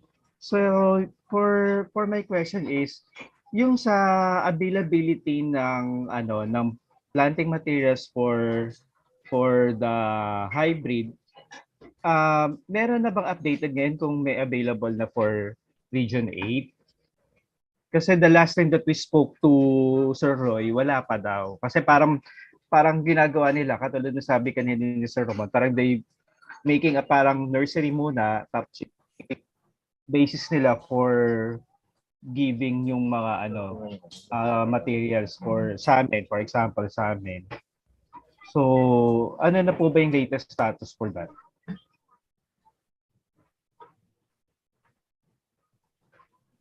Pwedeng sumagot si Sol kasi sila ang nag-allocate eh. Para habang hinintay natin si Sol, ang research centers, production centers tulad ng Aruman, Cotabato, Zamboanga, Davao, nagpo-produce tayo ng hybrids pero ito ay limited lang, kasi sa ngayon ay talagang kulang, Ngayon, merong allocations na ginagawa dito sa central office. Depende rin sa coordination with the regional offices, So, yung hubang request nyo ay nakarating sa regional office. I really don't know kasi we're coordinating. Kasi kung pwede yung request nyo ay bigyan nyo rin ako ng kopya. Sige sir, formal kasi verbally lang kasi po. Kasi gusto ko mga tao katulad nyo na gustong magtanim ng hybrids. Yeah. Sige, Kasi sir. marami na hindi naniniwala sa hybrids eh. So gusto namin makita sa tulong nyo na makita ng ating mga magsasaka kasama yung mag-inyog na meron talaga malaking potential yung hybrids kung talaga aalagaan na maayos. Yeah. And noted Sir Ramon, and second my question is di ba sir meron kasing si PCA regarding dun sa mga processing equipments, di ba? Through PhilMec, correct? Kaso ang nire-require kasi nila, which is really difficult for us kasi number one, ang una nilang requirements is cooperative, right? And then they need 2 years of financial statement. Pwede ba natin sir parang i-trim down yung mga specific requirements kasi basically ang makaka-afford lang noon for the time is yung mga existing cooperative na unlike us kasi we're just starting associations pa lang, and even sa mga DA ang nire-require talaga nila is associations. How come na etong sa PCA na program yung mga processing equipments, bakit ang major requirements na since ando doon nga sa PA, bakit cooperative? Pwede ba nating i-add on doon si associations? Kasi ang hirap correct ko po kayo. Sa kayo ang alam ko nung nag-harmonize doon sa CFIDP, ang Land Bank at ang Development Bank of the Philippines ay maski kayo yung nag-uumpisa pa lang ay meron silang propolyo para sa inyo. So, associations kooperatiba. Kaya lang siyempre, ang maganda kasing direksyon dahil economic ito. Kaya gusto kaya dito yung Cooperative Development Authority na maging kooperatiba. So yun ho ang direksyon, no. Pero kung kayo Sir, association, I pwede believe rin po. I believe of what you're saying. Pero in reality kasi sir, pag dito talaga sa lalo na particularly summer, alam niyo naman one of the poorest provinces sila. Ang problema kasi sir, 'di ba sir, pag nag-member ka ng cooperative, in fact, nag-training na si Miss Acela sa amin, Dr. Acela. Kaso sir, for each member, they required 1,000 and the minimum is 15 members. And ang isa pang factors na nahihirapan doon, yung valid ID na hinihingi ni cooperative. Kasi 'di ba sir, kunyari ako, farmer ako doon, hindi ako magtsatsagang pupunta ng LTO to have kasi wala naman silang BIR kasi they are not really employed. Tapos hindi naman sila makakuha ng SSS kasi hindi naman sila direct employed. So there's a difficulty in having a valid ID, which is one of the main requirements din ni CDA. Kaya nahihirapan yung mga members namin. So the only solutions that we could have is through associations nga kasi kahit na si Cedula, ina-accept ni associations. Unlike kasi si CDA, sir, ang taas ng requirements nila. At the same time, meron silang initial na 1,000 on each member. Kaya medyo talaga sila doon, medyo hirap. Saka sinasabi rin sa amin ni Dr. Acela, mag-start muna kayo for the associations kasi para at least kayo, 'di ba? Parang on the process, after 2 years kayo mag-cooperative. Kaya lang, since nagre-require na si BBM na mag-produce ng sustainability products, paano namin magagawa yun kung wala kayong mga existing equipments that would support us pag-process ng namin, 'di ba sir, ng products, for example. So, doon kami nahihirapan. So, when we coordinate with PhilMec, ang sinasabi ni PhilMec, yun nga, kailangan may CDA. Hindi ba natin pwedeng i-streamline yung requirements? Dapat i-add na lang natin si associations rather than si cooperative. Ang alam ko ho ay doon sa portfolio ng Land Bank at saka DBP ay association ay accepted do. Basta accredited kayo sa Philippine Coconut Authority. Sir, yung register dapat doon sa yung mga members. Sige sir, Yes, I'll coordinate na lang sa PhilMec kung ano yung latest na and then closely work with PCA para po yung PCA ang kasama nyo. Well, sir, we're really thankful to PCA. In all honesty, we're really thankful to PCA because we were given 1,000 coconut seedlings through Sir Roy and si Sir Edwin sa Region 8. And we're really elected talaga. Basta maggrupo lang ho kayo at solid kayo, marami pa hong benefits na darating. Yes, sir. Correct, sir. In fact, sir, I'm based here in Manila. So, nagko-coordinate ako dito sa head office. In fact, katulad ng sabi nyo kanina sa hybrid, I do my research thing also do sa hybrid. And I see to it na talagang merong opportunity pag hybrid talaga yung ginamit mo. Kaya lang, unfortunately, for Region 8, wala pa talaga, sir, existing na planting materials for that. Kaya yung binigay sa amin na 1,000. Mr. Orpia, mag-drop by ho kayo sa opisina namin at meron tayong pwedeng gawing project. Sige sir, actually sir, I'm going to Tacloban by this October 7. I could go to your office by tomorrow, sir. Dito po ako ngayon sa Quezon City.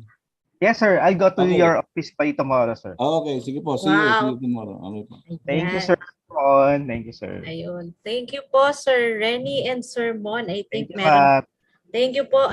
So, ayan po, in behalf of PCA and management in Department of Agriculture, handa pong tumulong ang gobyerno sa inyo pong mga, para po sa inyong pag-unlad sa coconut enterprises o sa pagtatanim po ng coconut. So, with that, I think we're over time na po. We're past 12. 9 past 12. So, marami pong salamat. May mga questions po tayo na hindi po nasagot. So, I'm sorry, pero we'll try to collate, and kung nakapag-register po kayo sa ating feedback form, then we would respond to your questions directly and forward these questions to our resource speakers. So, in behalf of the Department of Agriculture, Agribusiness, and Management Services, marami pong salamat. And sa ating PCA po at sa lahat ng resource speaker natin for PCA Management, marami pong salamat.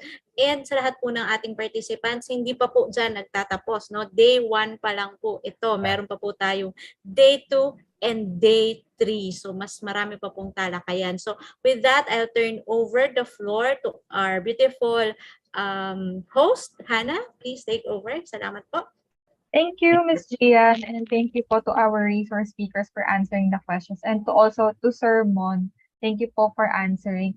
And mukhang very interested talaga ang ating participants sa opportunities sa coconut. However nga po, in the interest of time, ayun po, yung mga questions niyo, as Ms. Gian said, we will collate it.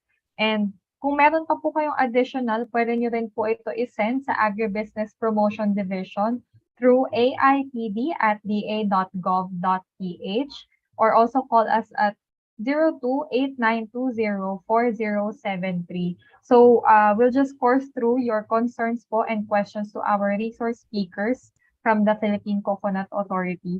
And meron din pong sent na link dito po sa chat box kung saan po makikita ninyo ang contact details ng PCA from the national to the regions po, meron po yan. We will send the link.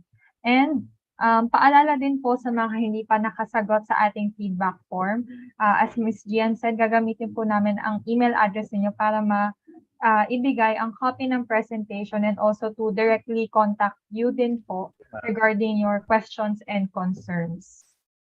Okay.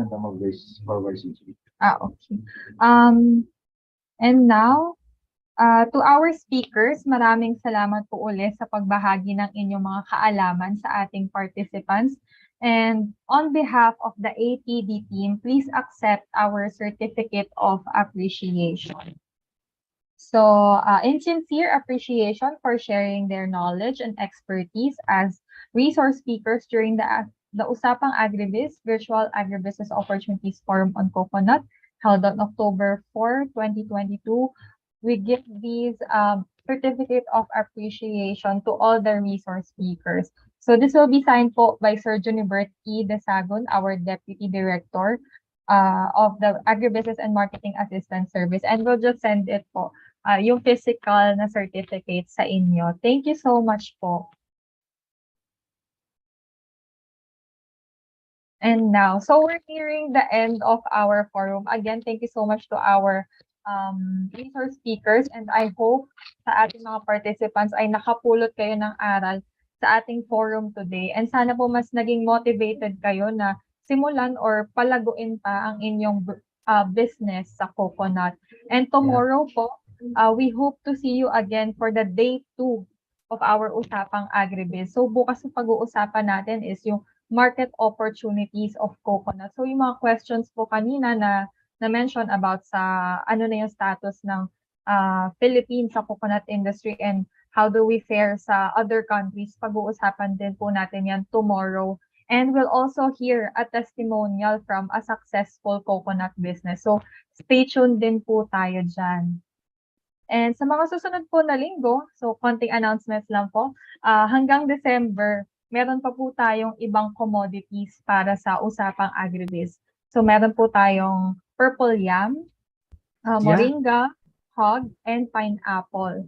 So the schedules are flashed on your screens and are also available po sa ating Facebook page, DA Agribusiness-AMAS. So paki-like na rin po and follow ang ating page kasi dun po tayo nag-post ng mga updates, and ipopost din po natin yung ito pong ni-live stream natin para mabalikan niyo po if in case na meron po kayong hindi nasundan na presentation or questions. And again po, we would appreciate kung makakapagbigay kayo ng feedback gamit po ang ating feedback form. Isasend po yan ulit dito sa ating chat box. And we really appreciate your feedback po kasi it really helps us to improve yung mga gantong activities natin. And also, this would provide us a database po that we would use to connect you or link you to businesses or to potential partners. And now we would like to also thank Mr. Junibert Desagon, our Deputy Director, and also to Mr. Ramon Rivera, the Deputy Administrator of the Research and Development Branch of PCA for gracing our Usapang Agribiz Virtual Forum. Thank you so much po. And now that we are nearing the end of our virtual forum, we just have a message from Ms. Christine Evangelista to close our program today.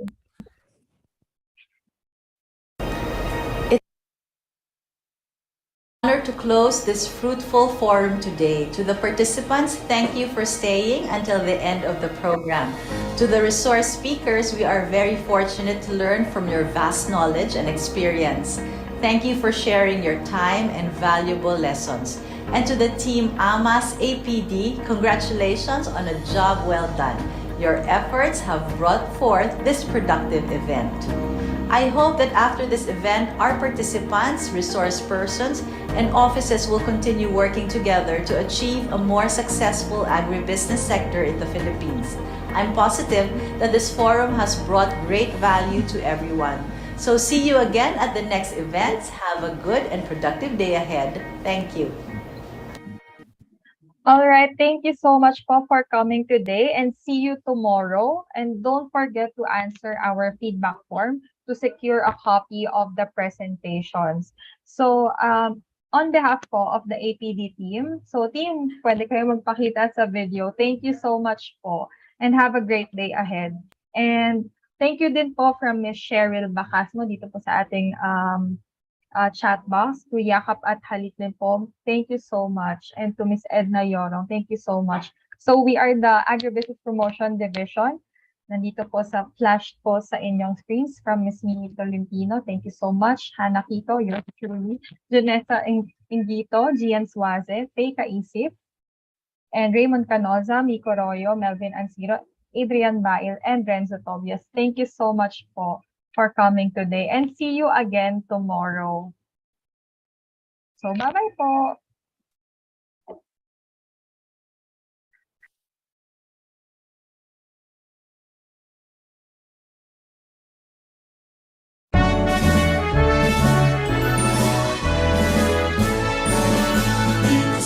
Kagawaran ng pagsasaka, di ito magmumula ang tunay na paglilingkod sa bansa. Katuwang ng mga magsasaka, katuwang ng mga mangingisda, kasama tungo sa pagmulat ng bansa. Sa gusto at makabagong teknolohiya, iba yung kakayahan at lakas sa pagsasaka, sapat na suporta sa agrikultura at patnubay ng dakilang manlilihan. Dito sa kagawaran ng pagsasaka, dito kami ay tapat na maglilingkod sa bansa. Katuwang ng mga magsasaka, katuwang ng mga mangingisda, kasama tungo sa pagmulat ng bansa. Maunat na kabuhayan sa kanayunan, sa galang ani sa ngayon hanggang kinabukasan. Patay na pakinabang sa kalakalan, sapat na pagkain sa laman ng bayan. Dito sa kagawaran ng pagsasaka, dito magmumula ang tunay na paglilingkod sa bansa. Katuwang ng mga magsasaka, katuwang ng mga mangingisda, kasama tungo sa pagmulat ng bansa. Dito sa kagawaran ng pagsasaka, dito kami ay tapat na maglilingkod sa bansa. Katuwang ng mga magsasaka, katuwang ng mga mangingisda,